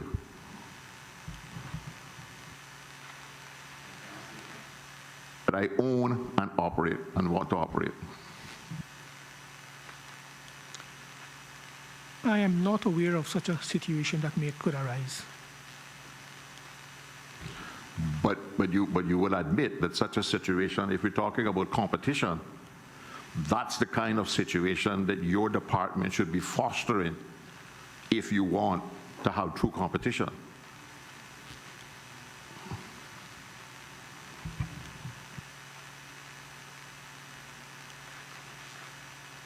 Certainly, Mr. Chair. In the likelihood of such a scenario where that person was refused fuel from Rubis or Sol because we would be competing directly with them, right? What would be the process by which that person would have to go through if they wanted to import their own fuel in a containerized fashion, and in the interest of competition, would your office be willing to support such initiatives by people who wish to compete? Mr. Chair, it will be dependent on several factors. But if you could elaborate in that there is no prohibition of an individual directly importing. I don't know if that is what you're getting at. What I'm saying is that Off-Reg, the former CEO, informed this committee 2 years ago, that Off-Reg was not really of the mantra of Off-Reg under his direction would not be to maintain standards or set prices by regulation, but by the introduction of competition. What I'm trying to get from your office, not from you now, is would your office, or is your office actively promoting competition by offering to assist individuals in complying with your standards, and this is something that that anybody could do through a planning application? Certainly, Mr. Chair, the office is obligated to promote competition, and in one of those, the area of fuels, we are still undergoing the market definition and assessment process. So once that comes into effect, I think to a large extent that will dictate and put into effect certain market measures to ensure that competition strives. Your fuel regulator this morning leaned heavily on some market research that needs to be locally in terms of fuel. I may be missing something, but I don't know what is this complex market in fuel that exists in Cayman. Take CUC out, but we're talking about the retail market. What is so complex that we need a market analysis of retail fuel distribution in Cayman? Certainly, Mr. Chair. In terms of the market definition, it may seem simplistic, but it is not when you look at it from an economic competition perspective. So the market definition was recently completed. And the other aspect of the study is the market assessment. So once you would have defined the markets, an assessment is currently being done to understand the dynamics, and that will enable the office to establish intervention measures to properly regulate the market. Can you give me a synopsis of your market definition? I do not have the details with me at the moment. Details, just a summary, if that's possible. I could provide it at a later time, sir. Okay. Because I, like most common folks, see the retail market in Cayman as a very simplistic one. You have a retail gas station, you pull up to the pumps, you buy the gas, right? Or you have a tank at home and you buy from the providers if they will sell you in bulk, and you don't retail it, you just keep it for yourself. Or you have a truck that goes and buys from the people and then brings it to my house to deliver for my boat or something else at a price. That's the kind of market analysis you're talking about that needs to be done in order to regulate it properly? Mr. Chair, it's much more complex than that. Okay, I await the analysis. Next question is part of this market analysis and the economics involved in it, are you paying any attention to oversubscription and over-provision of gas stations in the Cayman Islands? I cannot speak to the terms of reference, the process in terms of what are the defined terms of the assessment. Do you believe that, given the number of gas stations in Cayman, the number of cars and other vehicles that purchase, that we are beyond the market demands to where we are now forcing the prices to remain high, particularly when several of the gas stations are owned by the wholesalers? Certainly, there are concerns in terms of the number of stations, not from a competition standpoint, but sometimes more or less from the environmental standpoint. If you have an oversupply, we have to consider how does it affect competition. Does it affect competition or not, or just...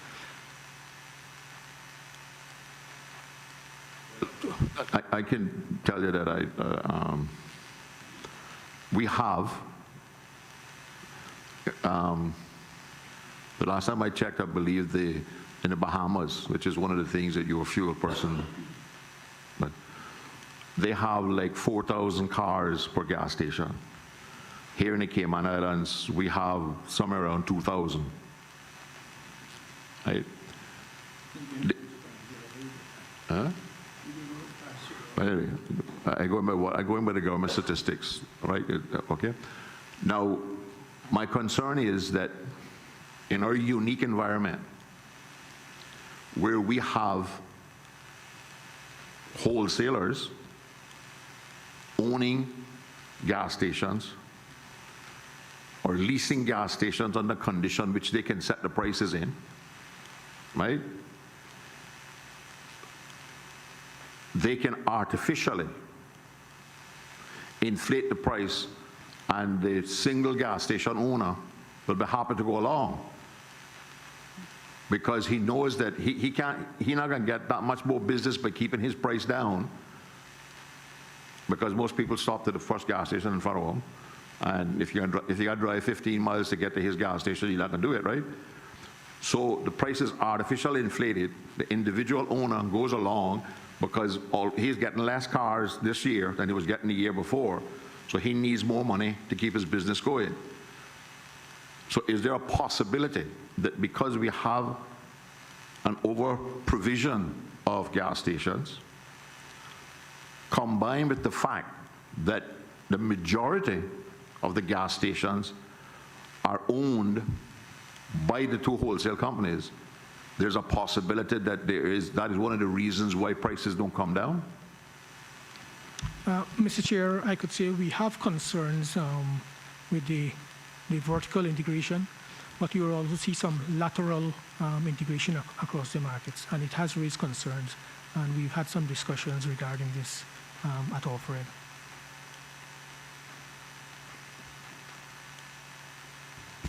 Mr. Chairman, through you. Earlier on, you said that you would get someone in your ICT team to do the website. No, he said, I think he said he's going to get someone in the ICT team to do the website. If I may clarify, Mr. Chair, I said we are concluding a procurement process to have the website updated. Okay, and you'll have someone from the outside will have to do it. Yes. Okay, thank you, sir. Okay.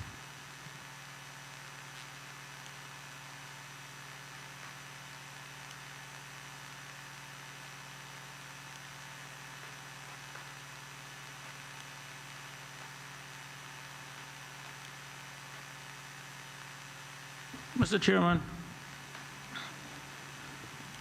I want to get a better understanding of this market analysis. And this is where I'm a bit lost.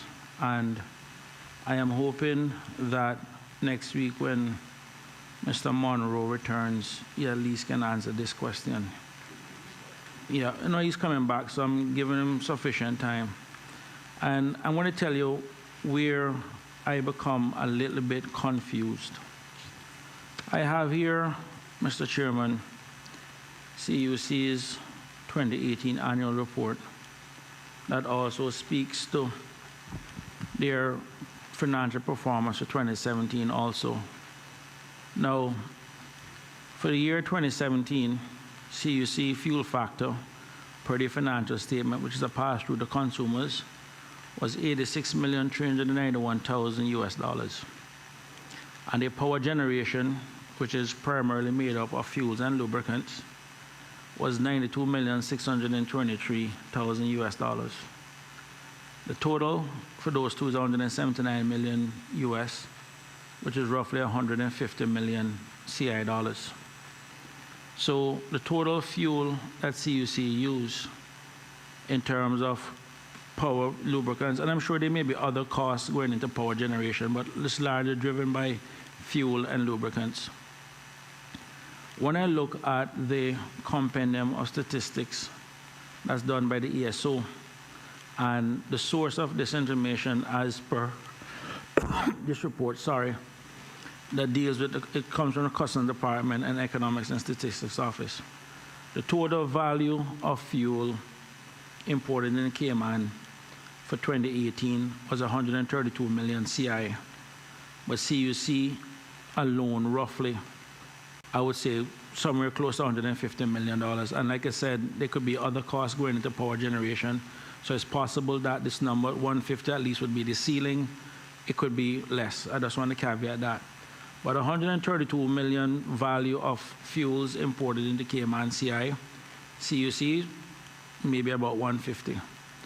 You go to 2017, the total amount for fuel factor in CUC, for 2018, was 104,170 US, and the power generation was 112 million. Again, combined as 216 million US, which is 181 million CI. The total amount for 2018, that came in was 132 million CI.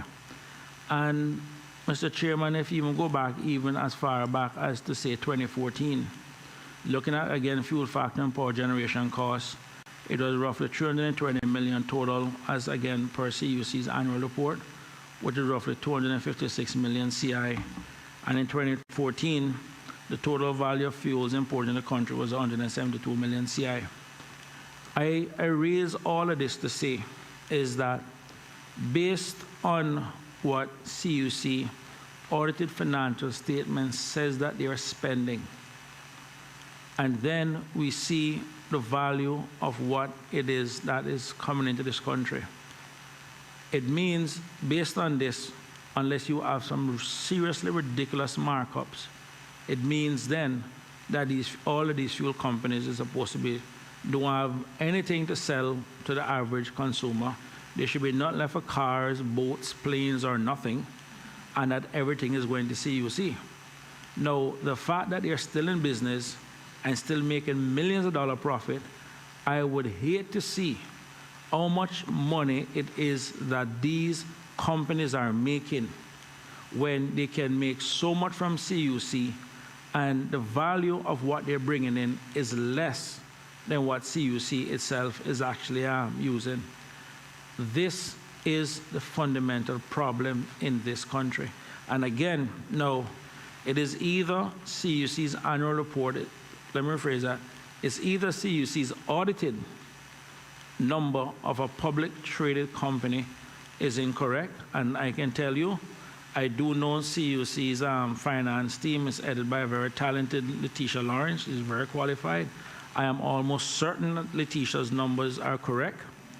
I can also say that the Economics and Statistics Office is run by a very competent team, but there is a serious mismatch between what ESO is saying in terms of value, what CUC is saying that they're spending, and then what is left for the public.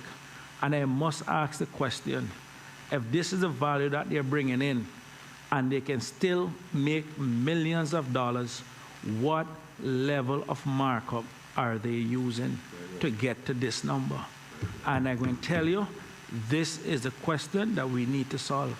And that is the question I would like for Mr. Monroe to come back here next week and explain to me. Now, what I would ask him to do is at least reach out to CUC, or let me phrase that, is Mr. Anderson should have this information, what cost goes into power generation, and extrapolate out or extract out the fuel and lubricant portion of it, and then look at the ESO number and explain to this committee and the Caymanian public why CUC is literally at a cost basis spending way more than the value of what is coming into this country. And when we can answer that, Mr. Chairman, I think we can say that we at least have a better understanding of what the market is. And that is the level of analysis that we're looking for within this market. I don't need 3.5 years for that. This actually took me 1 weekend to do. And this is what we need to get done. That's the question I need to answer.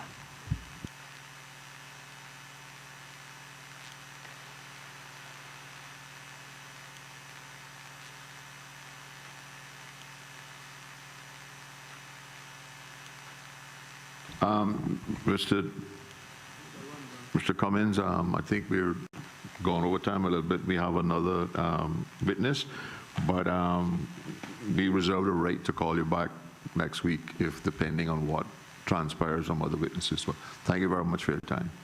Thank you, Mr. Chair. Okay.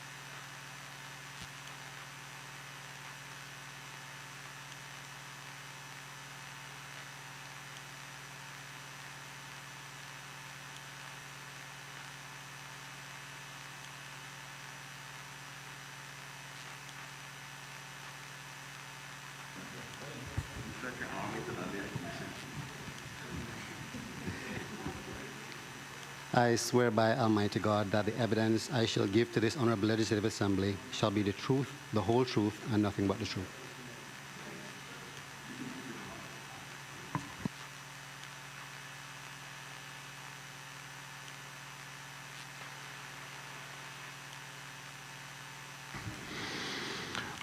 Good afternoon, Mr. Dunn, and let me take the opportunity on behalf of the committee to thank you for agreeing to come on the witness, particularly at such short notice.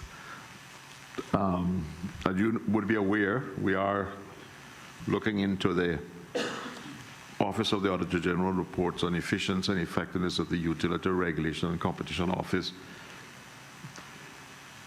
of June 2020. And when you've been here a couple of times, you know the routine. The first question, you give us your name and title. And in this case, you might need to add your relationship with the board because you're a board member, right? Correct. Okay. Well, one of the concerns that the Auditor General has raised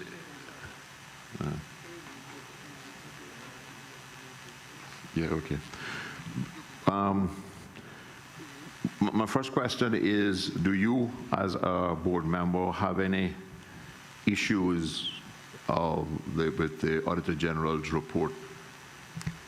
Mr. Chairman, Ronnie Dale Dunn, Deputy Chair of OFREG. Fundamentally, I welcome the Auditor General's report.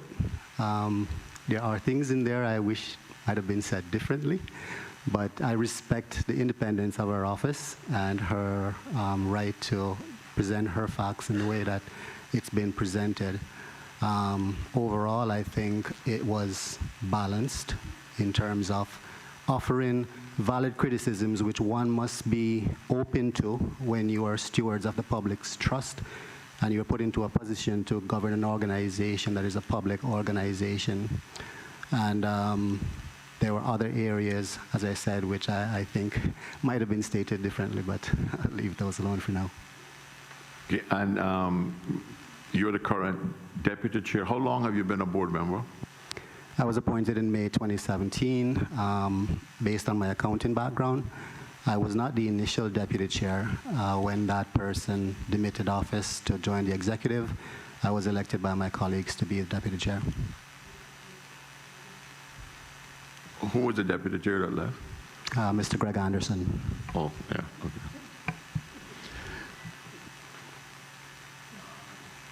One of the things that the Auditor General raised was this curious combination of board members of OFREG board where you have the sector heads, the directors of sectors sitting on the board, not as ex officio members, although they don't vote, but they are considered full board members and they participate in all the decision and discussion-making process. Do you find that advantageous, or does it at times raise issues and conflicts, particularly of lines of authority? I don't find the existing arrangements to be advantageous at all, and I have had instances where it has caused conflicts with regards to the board. I value the input and expertise of the executive directors. They are well versed in their individual fields, and the board depends on that expertise in order to make informed decisions. However, better use of their time could be made if they were invited to the boardroom to address matters when such matters arrive on the agenda, rather than spend, because our meetings tend to go on for usually 6 hours at least. And so you have persons sitting there the whole day, and they may contribute to 1 or 2 items during that period. So I welcome the recommendation. I know it's the view of a number of my other non-executive director colleagues, and something that we're pushing forward with to have implemented. Note to Ezra, do not volunteer to be on the regulatory OFREG board for 6-hour board sessions. At my age, after 1 hour, I'm beginning to get brain dead. I have asked the new CEO to produce an organizational chart that represents lines of authority, accountability, and responsibility, and how that can be represented and why it is. Do you know why the board made it, where the change was made in the law, although it is, our understanding is that it's not yet commenced in the law for 2018, to take the authority to appointing these executive directors from the board and give it to the CEO, but they still remain on the board. And they report, and the first order of business in the law is that their principal role is to advise the board, not the CEO. Thank you, Mr. Chair. It was something that was identified a while back, and the board certainly had a view at that point that given the language within the legislation, that the board should have some input as these persons sit among us as board members and provide advice to the board. However, the office sought legal advice from the Attorney General, and it came back indicating that while they sat on the board, they were considered staff. And under the Public Authorities Law, the Chief Executive Officer is responsible for appointing staff. The board, the Chief Executive Officer, the Executive Officer, all other staff. And so the board's role was not to appoint those members. Would you agree that the perception of off-reg and its success in achieving that which was presented to this Parliament with such pomp and pageantry in 2016, I think it was, have not been achieved, and that the public is and many members of the Legislative Assembly are disappointed, to put it mildly, in the performance of off-reg? I am aware of that perception, Mr. Chairman, and some of the perception is valid. However, I think there's an element of expectation that was set when the organization was first established, insofar as what it is going to do or what it was set up to do. It is an evolving process, and I understand one of the keen requirement or expectations of the public, for instance, is the regulation of fuel prices. And when you get to that particular area, isn't going to be day one. As the Auditor General pointed out in her report, when you're doing regulatory matters, you have to go through a series of consideration. One of them is regulatory intervention required? What is the correct intervention at this particular time? Has the market failed? Why we need to step in and say to a particular person operating within a free market, this particular item, you can't sell it for more than X. It is essentially the nuclear option, but at the moment, there is significant concern from me as a board member, from members of the public, and from other stakeholders as to the delay that we're seeing in reductions at the pump. Off-reg has information in relation to how the pricing structure is set up between what the government's portion is in terms of duties, what the arrival cost is, so on and so forth. However, it is not something that you can simply take a commercial information from a particular vendor or supplier and go waving it around within the public. It's sensitive information. So we looked at the information. It was discussed at the last board meeting. The technical advice from the petroleum, the CFI, was that we really don't believe that the level of savings that are being passed through to the consumers at this time is fair. And we're going back out to the suppliers and say to them, based on the analysis that we're doing, you're not really passing on what we expect you to pass on at this particular point, and you need to make further representation to us as to why that is. That consultation is ongoing, and I understand there should be a resolution this month. In that process, has the fuel sector, based on this historical calculations, based on the information submitted to them by the wholesalers, said that given the normal calculations here, we think the fuel price should be X? Or are they just gone back and said, please explain to us why fuel price is Y? This is something that is being handled in that granular details by the fuels team. There is that subjectivity as to what is a fair profit. Is it 10%, is it 15%, is it otherwise? What you can look at is your observation that over time, your margin was this amount, and now we've seen where the first cost has reduced, but your selling price hasn't reduced commensurately, so you are then expanding or widening your profit. There are views in relation to the level of consumption, given the economic decline due to the COVID-19 shutdown, and how expeditiously the fuel supply that was on island previously has been dispersed among consumers. That will only take you so far, though. There are other factors in there. One of the things that we discussed was how do you build greater transparency within the supply chain?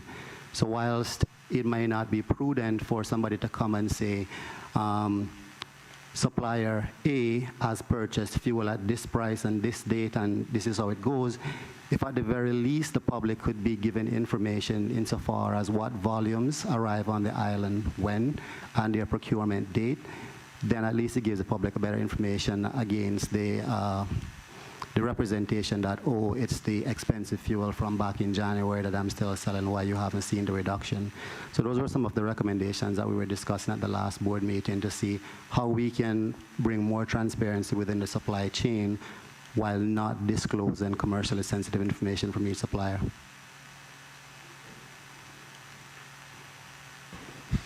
Mr. Dunn, first of all, I want to thank you for appearing here today, and I have to confess that I was a PSC member that specifically asked for your attendance here today, and my colleagues approved it via round robin also. So I want to say thank you. And the reason why I asked for your attendance here today was from a more technical side. Having known that you have worked in the Ministry of Finance, well, yeah, the Ministry of Finance, and the technical approach that you would have bring, and recognize that some of the questions are technical in nature. And so it was kind of from that standpoint why we wanted that view, where technical people just speak technical language. They have no time to get into the political stuff. And that's pretty much what we wanted.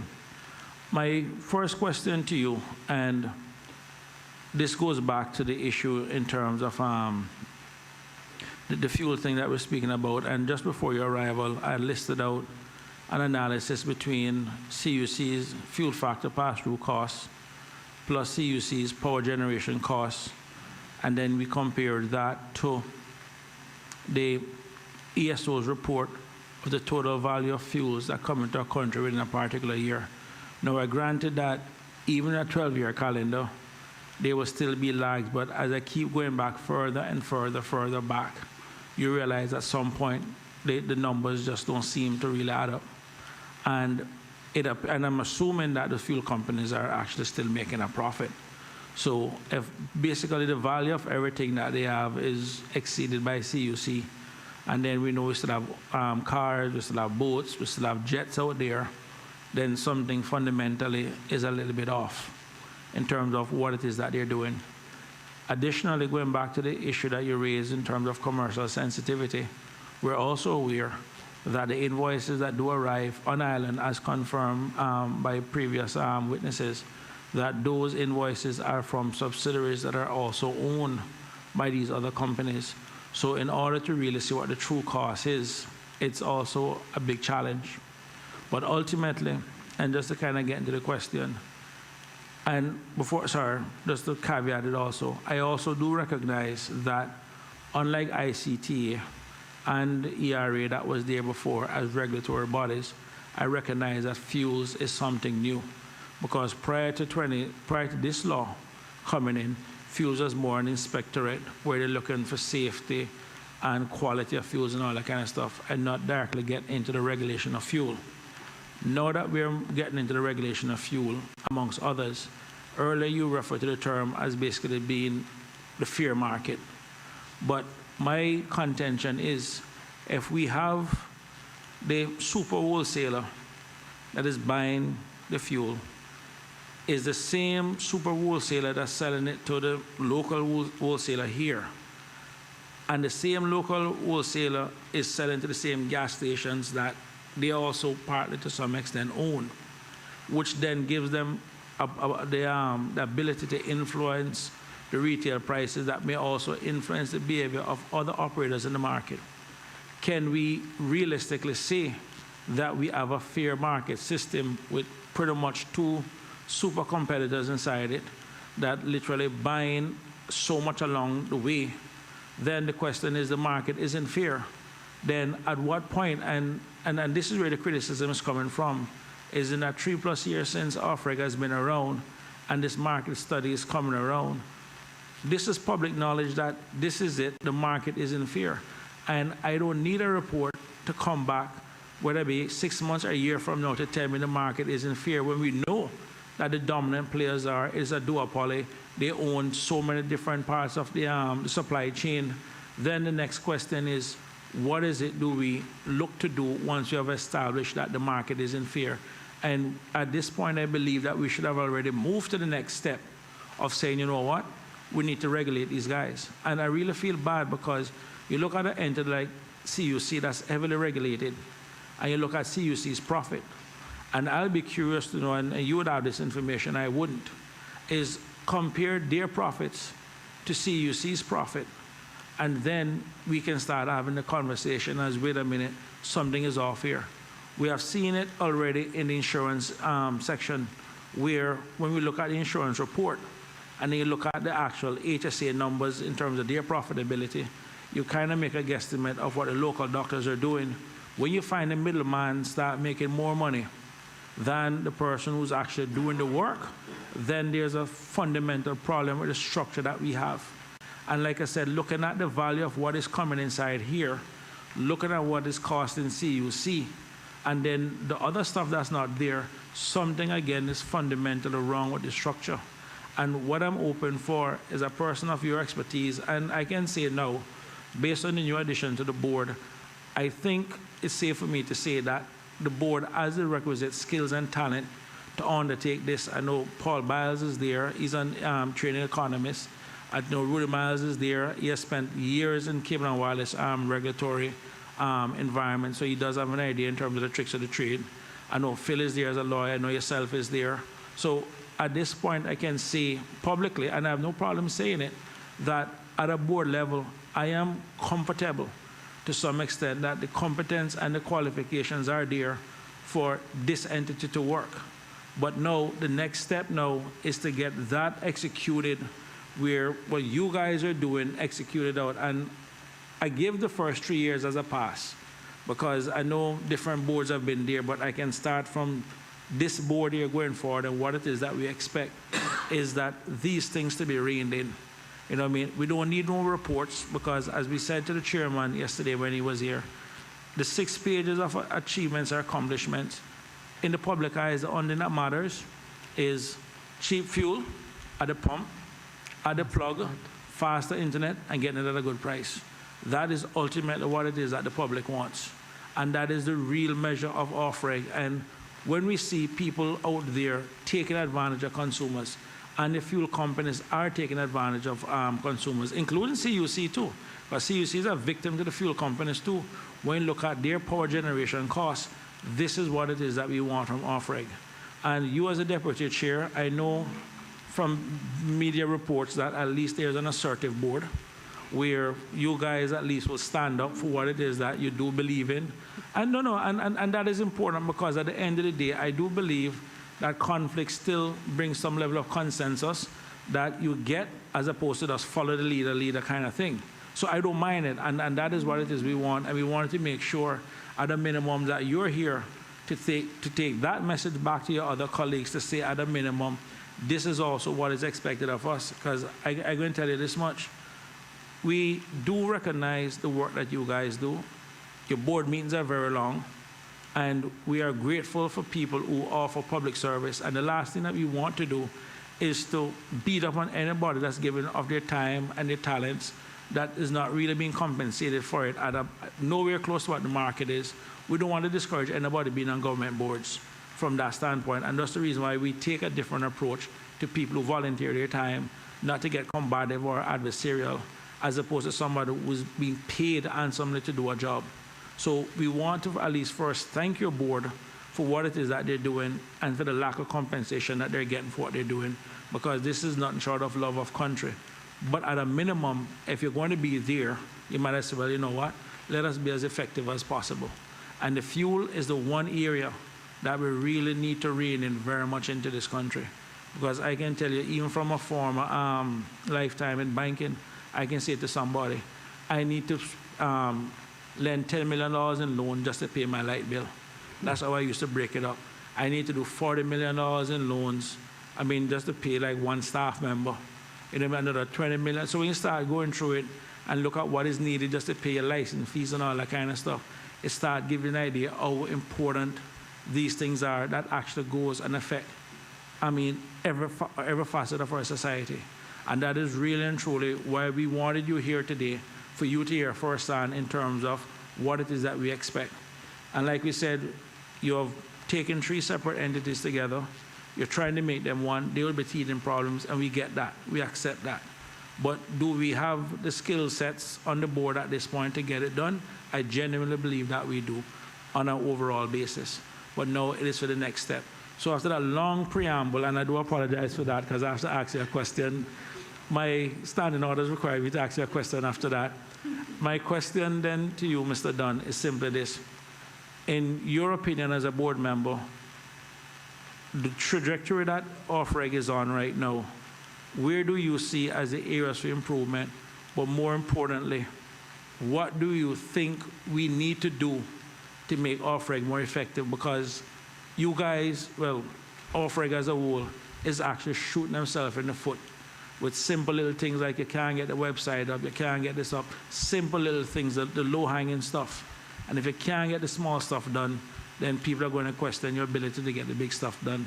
And it's really sad that you get up, you put in your time away from your family, and the public just beat you up for your efforts. And that's not what we want. So thank you. Thank you, Mr. Chairman, and thank you through you to the member for the comments. It just needs to improve in terms of the efficiency at which actions are taken. It is a quasi-judicial type body. It makes significant decisions. And in the case of the fuel market, it's not just a matter that justice be done. Justice has to be seen to be done. And so there is, and it was mentioned in the OAG's report, a requirement to balance the significant power that OFREG has. It creates a duty to consult with the industry in terms of what it's doing, what it's thinking before it actually takes those actions. So I share the view with you in that we know who the players are within the market and that there's 2 large players, so on and so forth. But we can't simply base the assumption on saying, well, I think that's what it is. So I think part of the work that's going on now in defining the market is to really identify in factual terms, in a written document, who these players are, what are their relationship with each other, how many gas stations that a particular operator own, what is their ability to influence the market, is the market functioning freely, is there a need for regulatory intervention to bring about certain changes desired by government and other stakeholders, and then to put forward appropriate recommendations to the cabinet for that sort of regulatory intervention. So it's about gathering evidence and ensuring that when you proceed to make a decision, it's on a factual basis. It's well chronicled what happened with one of the decisions that were made previously, ended up in judicial review, ruled against the organization, cost hundreds of thousands of dollars. So sometimes it's better to go through the process. It might be a little bit longer than one would like for it to do, but if at the end you get to a result that is solid, that stands up to challenge and scrutiny, I think the public is better served. Is this report or analysis being done in-house, or is there an external consultant that will be doing it? Unfortunately, it is being done by an external consultancy company. Where is that company based out of, if you don't mind me asking? I can't comment on that at the moment, Mr. Chair, through you. I simply don't recall. I can provide a member with the information. That's fine, it's immaterial. Earlier you said in terms of the 1 area of improvement, you referred to being more efficient, more effective, and the speed in which decisions are made. Earlier we understand from the CEO that the very performance objectives for the executive directors and as well as the chief operating officers basically at this time in July has not yet been set. So from a performance evaluation standpoint, and from a board standpoint, how then is it acceptable to basically have senior managers more than halfway through the year without any performance objective? And then we understand that they were also none done for 2019 also. I mean, from a board governance standpoint, how does that go down well with yourself as a board member? It doesn't sit well through you, Mr. Chair. I can say to you that I was intimately involved in drafting the performance agreement for the CEO. It's 14 pages covering several different aspects of the board's expectations for his performance and the objectives that we expect for him to achieve over the year. The way that it works within the public sector is it's a top-down approach. So the board sets a performance agreement with the CEO that is agreed that that's what we expect you to do, and then he in turn should set those performance objectives with his staff. The fact that he hasn't completed that exercise as yet is disappointing, and it is something that is on the agenda frequently within our board meetings. You made the mention earlier through you, Mr. Chair, that when the sun shines, it shines on the righteous and the unrighteous. And it's a good observation because having spent 10.5 years within the public service previously before going to the private sector, I know some of the ills that the Public Authorities Law was trying to cure when it stepped the board back away from HR interventions and contract awards and things of that nature.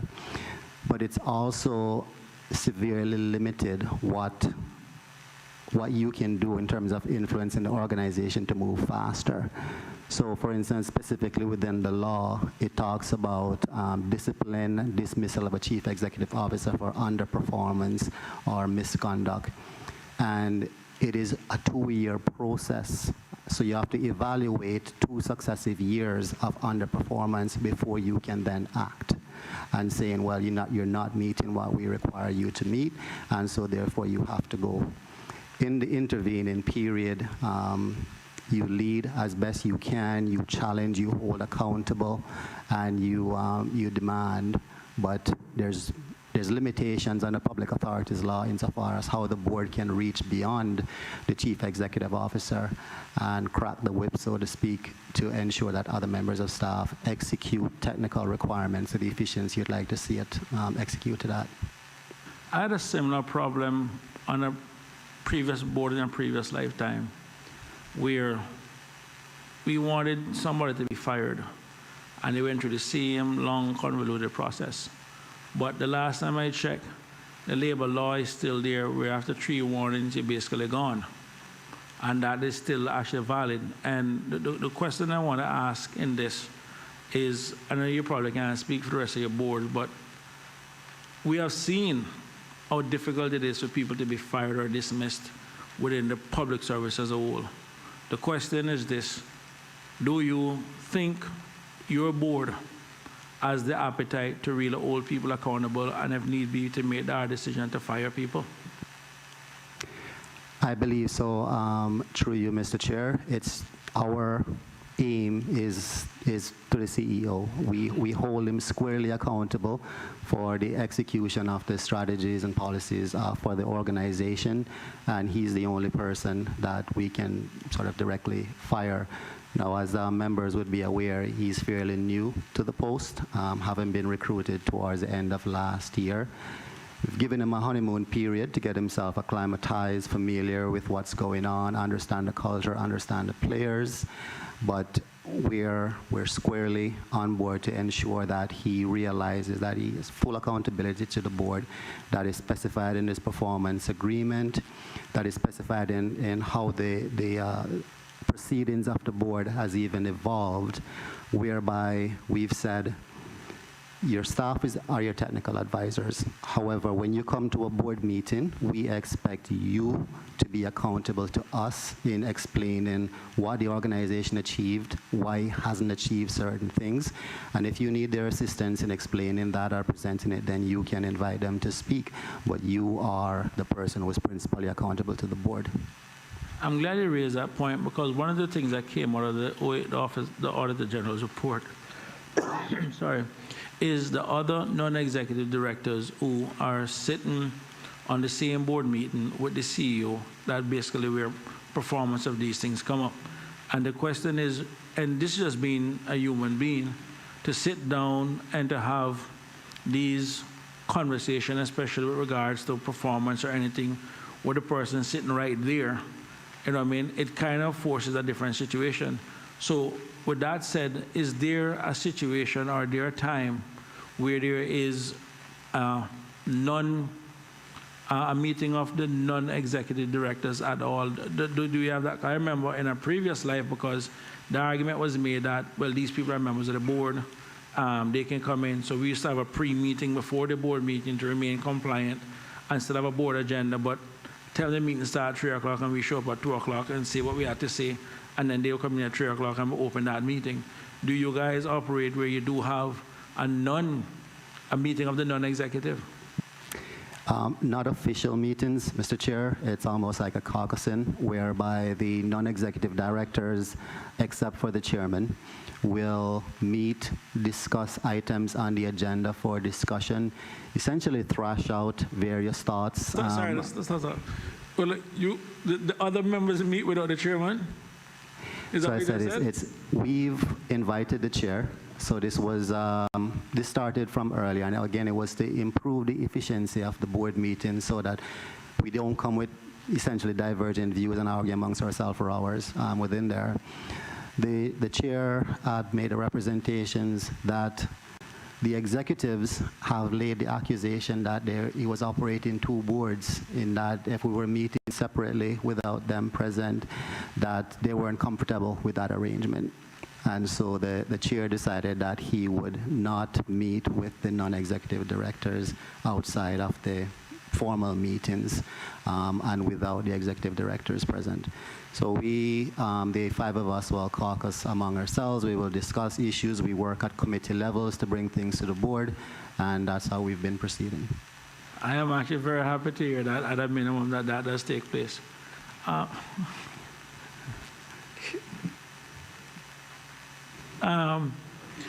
With that said, one of the things that Ali mentioned earlier while he was here, that in his previous, when it was just the ICTA before previously, his board meeting would basically be just 5 hours long just on ICTA issues. And now it's a situation now where, from a board standpoint, he is basically, a meeting now lasts 7 hours, but he's basically encouraged to be brief in terms of his presentation. So the question is, recognizing how complicated each sector is there a subcommittee of the board that deals with maybe just one sector at a time? Because I would assume that some things that are in ICT wouldn't be necessarily for electricity or to fuel or whatever. Are there like different subcommittees that delve into each sector separately, or everything is trying to be collapsed in a 7-hour board meeting once a month? They are not sector-specific committees. They are subject area committees, for instance, a Human Resource Committee, a Finance Committee, Innovation Committee that started recently, Public Relations Committee, but not Water and Fuel and otherwise. A lot of that work goes on within the various executive directors' purview. They provide papers to the board. They provide updates to the board.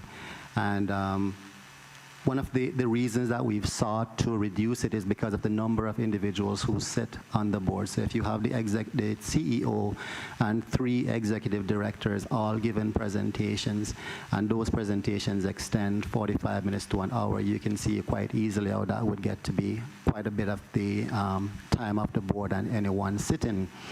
So information is circulated electronically via Dropbox. So if you have an analysis or a report and you prepare a board paper that is shared with the board in advance, members are to read those documents, come to the board, and if there are additional questions for the executive directors, you pose those questions. If the executive director wishes to make a presentation to give an executive summary on their recommendation or their analysis, they're quite free to do so, and they do it quite frequently. We understand that the board currently only meet once per month, is that correct? On average, it meets once per month. I think within our first year, we met 16 times. So you have the regular monthly board meetings, and then there would be special board meetings if those are required. Okay, well, we're already familiar with one of those special board meetings. Sorry, I couldn't help myself. But the question then, if we understand that these board meetings are 7 hours, and recognizing fuel, electricity, and ICT and water are really very large, especially the fuels who is still going through their teething problems as now becoming a regulatory. The question is one board meeting on average a month at this point, in your opinion, sufficient enough to go through the important work that each of those sectors bring? Because individual before, I'm sure if you look at the ERA board, either they're meeting once a month, and the ICT board, which we understand was meeting on a 5-hour board meeting, either the other one is another 5 or 3 hours. I mean, that is 8 hours just on 2 board meetings by itself. The question is, and then you add on the other 2 areas, the question is, one board meeting, 7 hours a month, is that really sufficient time to manage a multi-tiered regulatory agency that is this big and this dynamic with this much expectations?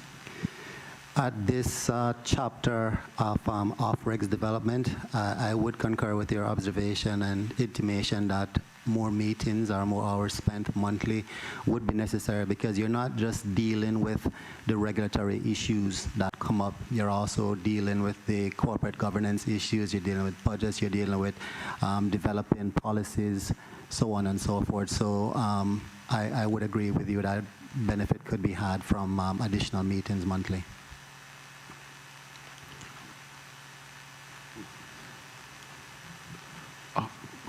Mr. Dunn, how does the board communicate decisions to the executive directors? Is it done directly as board members, or is it done through the CEO? So because the executive directors sit on the board, they are within the boardroom. So when a motion is proposed, voted on, and passed, then they would be directly aware of it at that time because they're sitting in the meeting. So then, who then is accountable for the implementation of that decision? The individual executive director to the board, or is that something that the CEO is held responsible to make sure that they implement that decision? The CEO is ultimately accountable for the actions of all of his staff. We do maintain what is called a board action item log, which is essentially a list of the decisions and actions discussed at the board when it was asked of the executive to be produced, who has ownership of that particular item, when it's due, and we get monthly update based on that. Now, on that particular log, you may see the name of a particular executive director who has responsibility for the implementation of the action or recommendation, but ultimately it's the CEO's responsibility to ensure it gets done. Is there an explanation for why the board took so long to implement the 2018 directive from Cabinet?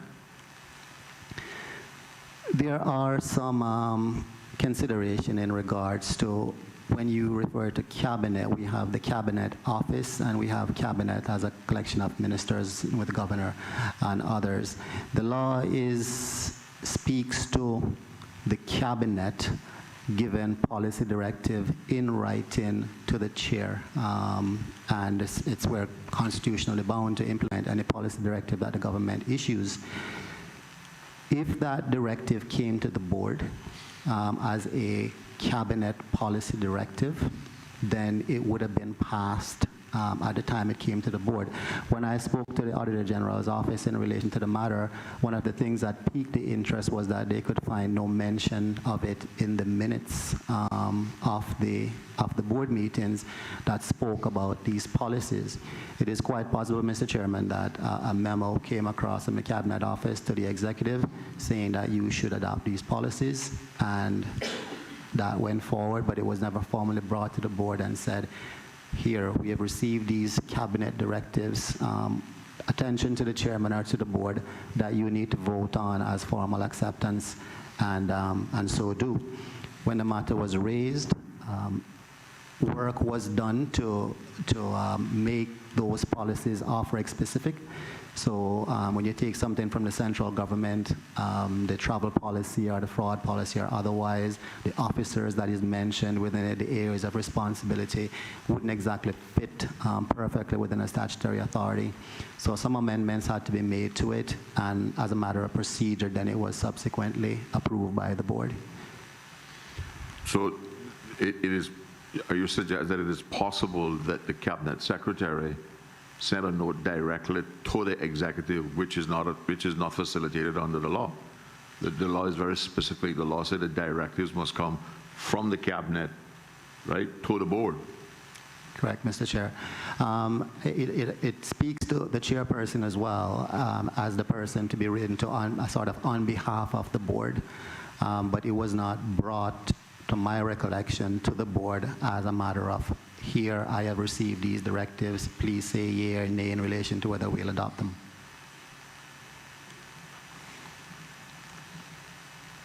Any other questions? First of all, I just want to correct. I was speaking about your board members, and I think I incorrectly said Rudy Miles. It should have been Rudy Ebanks. Yeah, no. Yeah, because I know Rudy, and I had worked previously, in a previous lifetime, and he spent a lot of years on legal and regulatory, and a very qualified and bright individual. So I just want to correct that for the record. And like I said before, I do have, knowing the dynamic of the board, it has members of very strong personality. I always believe ultimately that strong personalities, once they come to consensus, always bring something effective. So I do expect really good things from the board.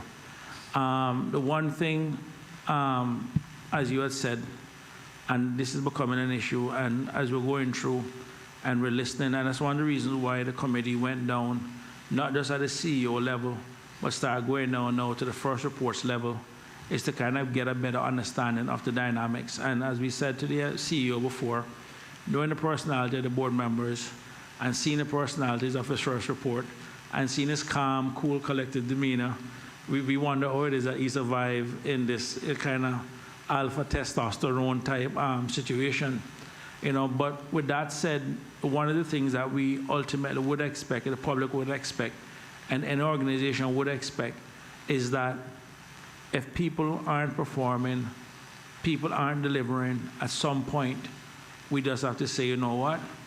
It's time for us to look at a different direction. And I think ultimately, as the public patience wears out even more and more, I think that is where the pressure is going to come from. And you've already seen it in the media reports where people looking at the travel, they're looking at different stuff, something as simple as even the website, little things that people start getting at, and you start seeing that come out. And ultimately, we as representatives in this House, ultimately, our membership here is basically determined by the will of the people. And at some point, if this is what the people want, we will have no choice but to give the people who we serve what it is that they want. Now, as we said before, that no one, I think, would have an issue about any of these entities that your organization being regulated. They need to be regulated. But what is actually missing is that little punch in the belly. And like I said, I really do feel bad for companies like CUC, who I consider to be a good corporate citizen, but the way in which and you go through their financial statements, and you see their profitability is not that much compared to even the size of their assets and everything else, or their balance sheet. But they're also getting punched in the stomach by their power generation costs, which is anywhere from 70 to almost 80% of their expenses, each year. So it is massive where CUC is concerned. And also the fuel factor that goes in and comes right back out, at the end to everything else. That's where the issue is. And I think ultimately that fuel issue needs to be fixed. Now, the ICT and the broadband issue, they're coming back here next week. And like I said, I feel bad for companies like Digicel and the new entrants. But a company like Flow has been here since Jesus was on Rivera Beach. some of the excuses that they have doesn't exist, other than the fact that there is no incentive to invest in Cayman. And I think it's unfair to companies like CUC, where they are forced to innovate, and we have seen it in terms of the results between production versus consumption. We're back between 2010 and 2018, it went from 91% to 98%, which is well above industry standard, which is, I think industry standard is actually about 93%, because people expect at least a 7% lag between. CUC is well above that in terms of industry average. But then at the same time, you have the telecoms companies that are basically not making investment, not making innovation, not doing anything, and basically getting away with murder. So it is from that standpoint where you look at the RCAM model and see if it is something that's even worth rolling out to the other sectors to at least incentivize them to do something. And it is that forward-looking that we want to see from OFREC, from the public standpoint, in terms of what can be done. So the question we'll ask, because I have to ask that question after that, is what it is that you, or rather, how long do you think it's going to take for OFREG to get to what it is, or get to a point where the public can say, well, you know what, finally we can see why this is adding some value within our governance structure? Thank you, through you, Mr. Chair. Quite a few things are culminating over the next, I would say, a few months to a year that should demonstrate the value of OFREC to the economy. As pointed out within the Auditor General's report, expenses are falling year on year. Issues arose, we've arrested those issues, we've put policies and procedures in place to prevent their future recurrence.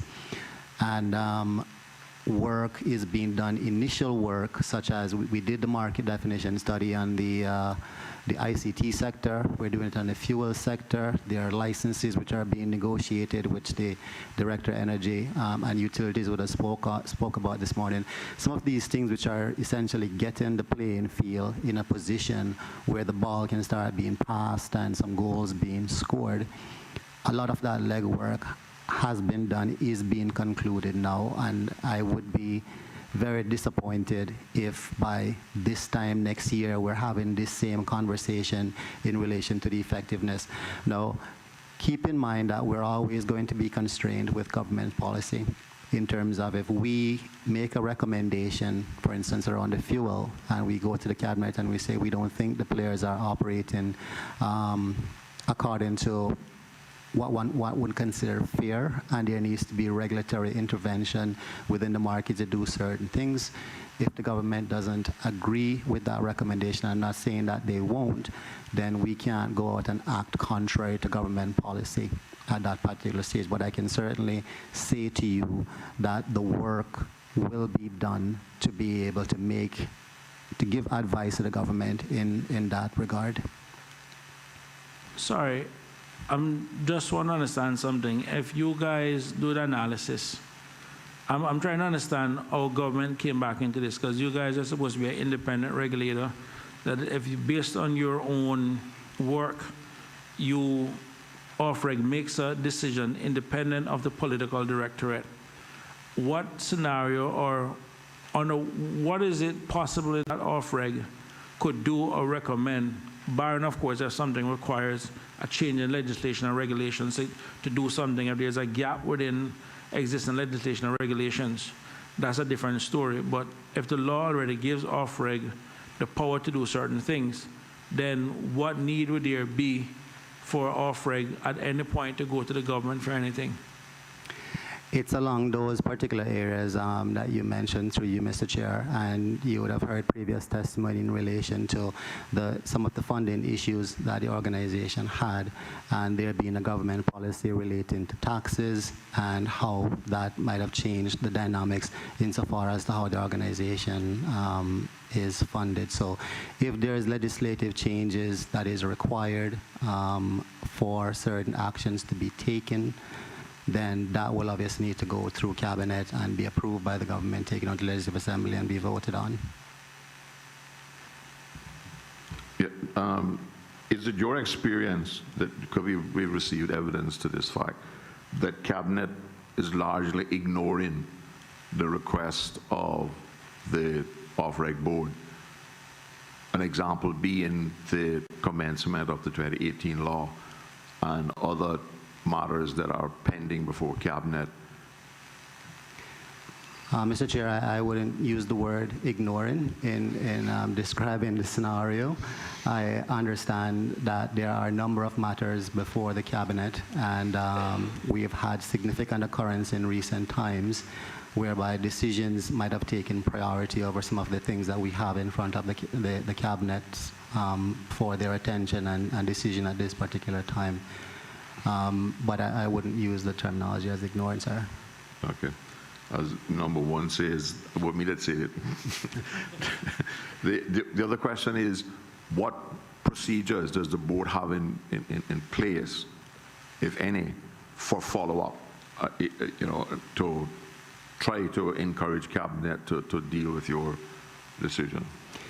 So we communicate through the Cabinet office principally. So at a particular board meeting, a matter will be raised in relation to whether it's a legislative amendment that's been put forward or guidance that's sought on, well, I wouldn't say guidance, but if a question was posed in relation to a particular matter and it hadn't been actioned and we haven't received a response, then we would ask the CEO to follow up with the Cabinet Secretary to find out what is happening and then to report back to the board.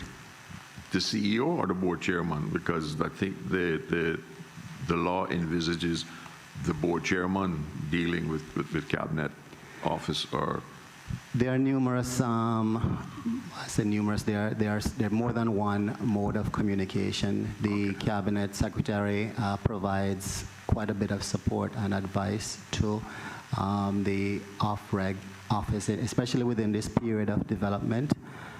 They're not always formal in terms of a board motion or a board direction. There might be avenues where the CEO might seek the advice of a more experienced person within the Cayman Islands, work within that area, and speak to him. So they have an open line of communication between the agencies, and by all means, the chair himself speaks to the Cabinet Secretary quite frequently as well.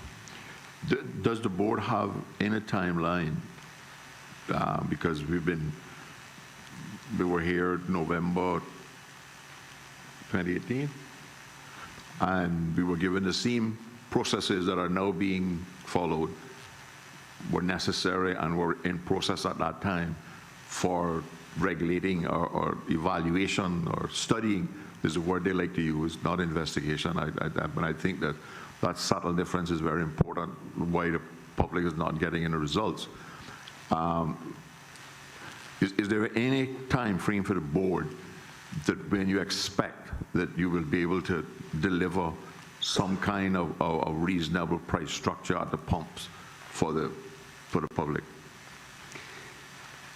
We haven't preempted the determination of the study to say at this particular time we're going to take a particular action, because the information should come first and then you consider the information and then decide that you're going to take action based on the information.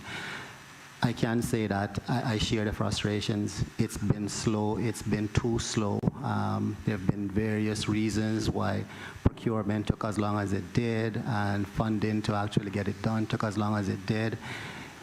Consultants has been a bad word within off-reg in recent years, and the use of consultants, and that's well chronicled from where we started in the OAG's report to where it's been dialed back to at this particular stage. So any sort of going out to engage consultants to do studies or contracts and so on and so forth do take a bit more time, and to ensure that value for money is being delivered is something that is required, et cetera, et cetera. But this is the same consultancy that I was told was in process and almost finalized November 2018. It might have been a different process, Mr. Chairman, because we did have significant market power study in relation to the ICT sector. And no. We were specifically talking about fuel. But Okay. This was the process that Mr. Monroe explained to me in Finance Committee in 2018 was ongoing then, from which he expected in a short time to have results, is still ongoing today, and we're still waiting for results down the road. From my recollection, the company was engaged last year, and the completion of their work is imminent. Of course, as in similar with what happened around Ivan, quite a bit of blame is placed around the COVID-19 situation, and 2 or 3 months added to when you thought you might have gotten the results of something. But I'm assured that it is imminent, and we're hoping to get something. We were supposed to be meeting on the 23rd of this month, but I think we all actually have members showing up for a meeting here at that time. So the July meeting, whether it's on the 23rd or the 30th, we're hoping to get some report back from. When the board takes a decision or authorizes a sector to go and get a consultancy, is there not a time frame and is there not contractual obligations for deliver? Because I'm talking 2018, COVID-19 never started and came until March 2020. Agreed, Mr. Chair. And similar to the governance structure that exists outside the statutory authority, where you as a board is presented with a budget, and the budget has provisions for certain things to be done, and your intervention at that stage is to consider whether or not you want to approve that funding for the organization to carry that out. Beyond that, the board typically do not get into the procurement process at all. But certainly the board would have an expectation that there is a time frame that is built into any contractual obligation within a consultant. There's a date at which you will be engaged, and there should be a date at which the report is completed, and normally there are interim reports which are date barred as well. That doesn't exist in this Absolutely, pure Mr. Chair. consultancy? It does, and there are different segments to the study, whereby initially you go out and you define who the players are, then you go and you find out their interaction and so on and so forth. And we have received updates that portions of it have been completed. Overall, the final report has not been complete, and we're expecting that within the coming weeks. Okay. One of the other consultancies that been ongoing and was the color of pumps, handles. Has that been finalized? Because I still notice that they are, up until this morning, I made a particular note to look at gas stations on my way here, and there's still the collection of colors for things. So that one has not been finalized either yet? As far as I know, it has been finalized, Mr. Chairman. Might be a matter of implementation at this stage. I know that there was significant negative comments and response in relation to the initiative. Insofar as you, as an economic regulator, is this what you offer as a market intervention, is consistency in colors around the pump? So I do know that it was discussed as an initiative. It was something that was ongoing, but there's no consultant that I'm aware of that's retained to consider at this time. Any other questions?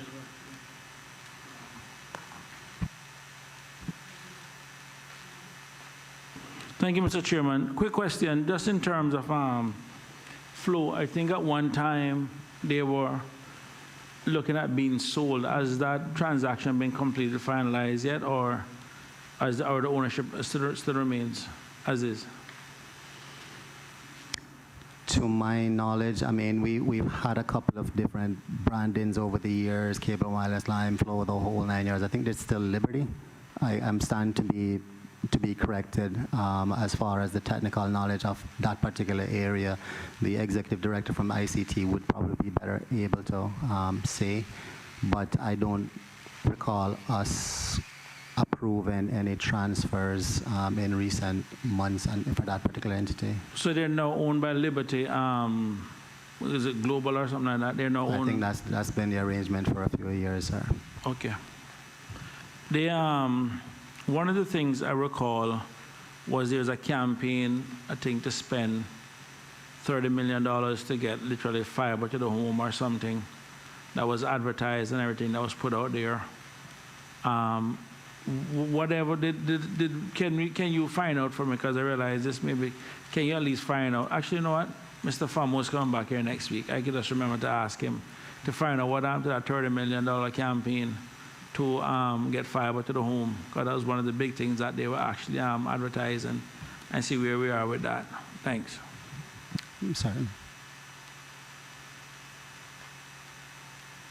Has the board had any discussions around the fact that I think one of the bigger players in the telecom, Digicel, I believe, has declared bankruptcy in Bermuda or someplace, and is the board keeping an eye on that in terms of what effect it might have on Cayman? Yes, Mr. Chair, it's been brought to our attention. Okay.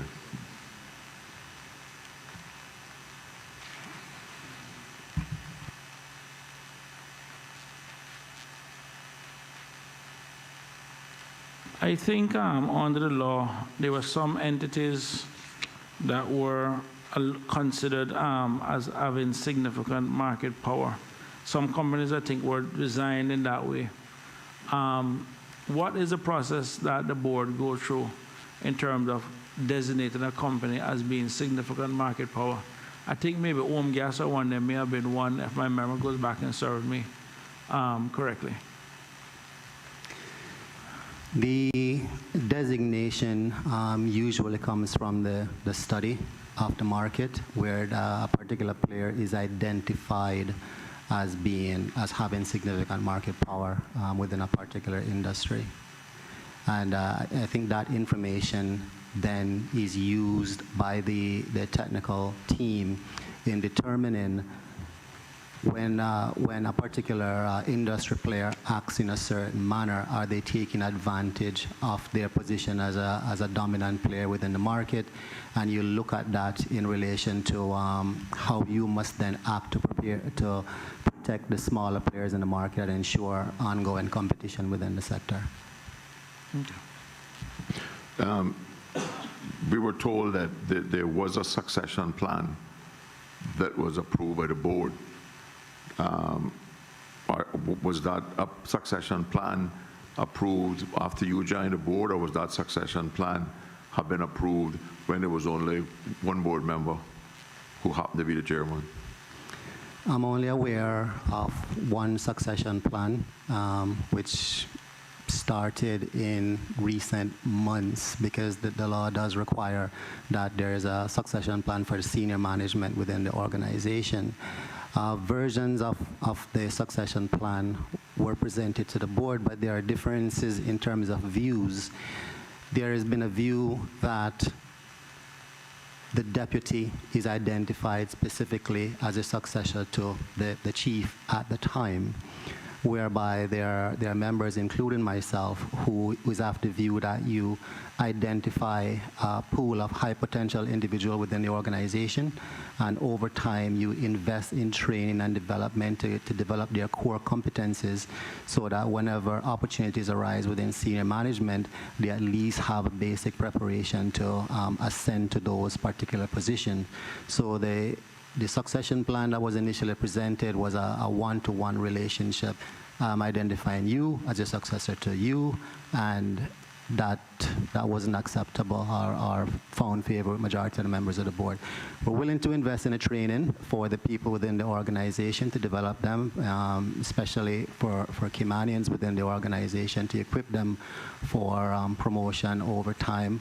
But we didn't think it was good practice to simply have one person identified for each post. Organization has in place core competencies for all of the positions in the organization, and that information is available to all staff. Each job has a job description, and then within that job description, it would state the requirements for that job description. And what we're trying to do is to pull that together into one overall plan from where we sit as a board. We want to make sure that there's a succession plan for the CEO and for the senior managers directly below the CEO. As far as it gets below that, in terms of deputies and others, then that is developed at a different level. And when you talk of senior managers below the CEO, you're talking about the executive directors? The executive directors, yes, sir. Okay. There was a process in place last year where you had rotating CEOs. Is there any particular reason why the board did not do performance appraisals and put the performance appraisals on record of those individuals and for the period that they acted? Not a specific reason, Mr. Chair. As you would have known, the persons who were acting had all initially applied for the position. While the position was vacant, there was a discussion to appoint one of the individuals as the acting CEO. Then there were discussions in regards to whether or not that would unfairly influence the process and the view of that individual in comparison to colleagues who were vying for the same position at that particular time, and whether you should give each person opportunity so as not to bias the process. But as far as doing a performance agreement for the 2-month period or the 3-month period that a person would have acted during that time, it wasn't done. As a regulatory agency, OFREG, it takes a while for you to actually see the results of the interventions that are made. It's not usually such a 1 or 2 month period where you can say, okay, yes, you got the license negotiated, yes, you got this study done, so on and so forth. So it became, quite a bit challenging to really assess a person's overall performance in that small window. The new CEO is a horse of a different color. He has a full-fledged performance agreement, and he will be assessed on that performance agreement. But didn't the board not consider that it would be grossly unfair for somebody to be acting for CEO for a couple of months and not been given any interview or performance appraisal based on their actual performance, because they must be in a terrible limbo situation, not knowing whether they did a good job or a bad job. But here I am trying to apply for a job, and I did it for a couple of months. I must assume if I didn't have a performance appraisal that I did a marvelous job, it was so good that nobody bothered to say, well, you better talk to him because he's now wearing a right color necktie. Agreed, Mr. Chair. With the benefit of hindsight, a period after the person has acted, perhaps the board should have sat with the individual and given them a view insofar as what they consider their performance to have been. Unfortunately, that wasn't done at that particular time. Yeah, but at a minimum, I'm sure if during that time they were attending board meeting, the tone of the board, the tone of the directors can at least indicate to them to some level if they're doing a good job or not too. And by all means, they did receive some quite strong representations. Unfortunately, there were some other issues that were going on at the time that took quite a bit of discussion at the board meetings in relation to circumstances within the organization around HR, vehicle use, and all those various things. And very strong representation was made. They really got a good taste of what CEO responsibility is for the period they acted, but the formal appraisal following their period just wasn't done. And I can only apologize for that. You finish?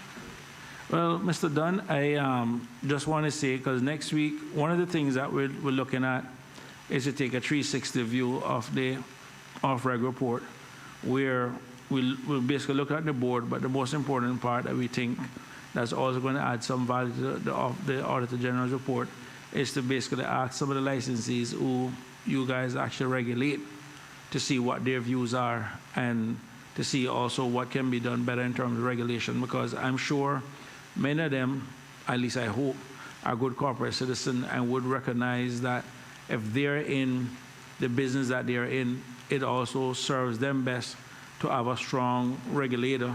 That way their competition or somebody isn't getting an advantage over them. I can tell you from coming in from a banking in a previous life, we wanted SEMA to be a better organization, because at the end of the day, if we're doing certain things, we would expect SEMA at a minimum to make sure that other players are doing certain things too.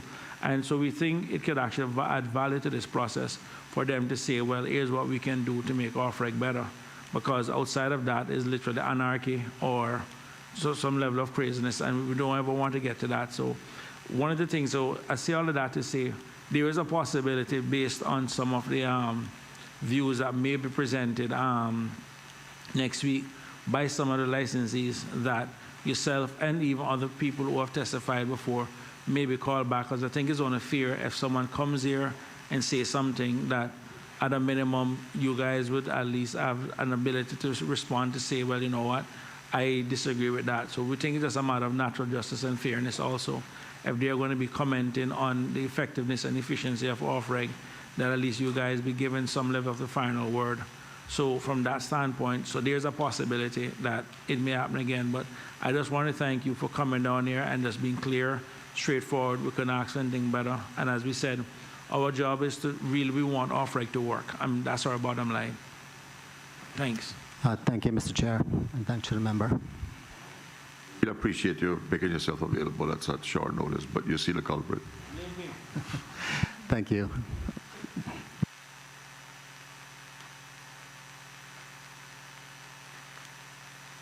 The meeting is adjourned until next week, Wednesday at 9 a.m., when we will be talking to Mr. Pierre Magnum, President and CEO Sol Investment on Parkland International. So see you all 9 o'clock Wednesday morning.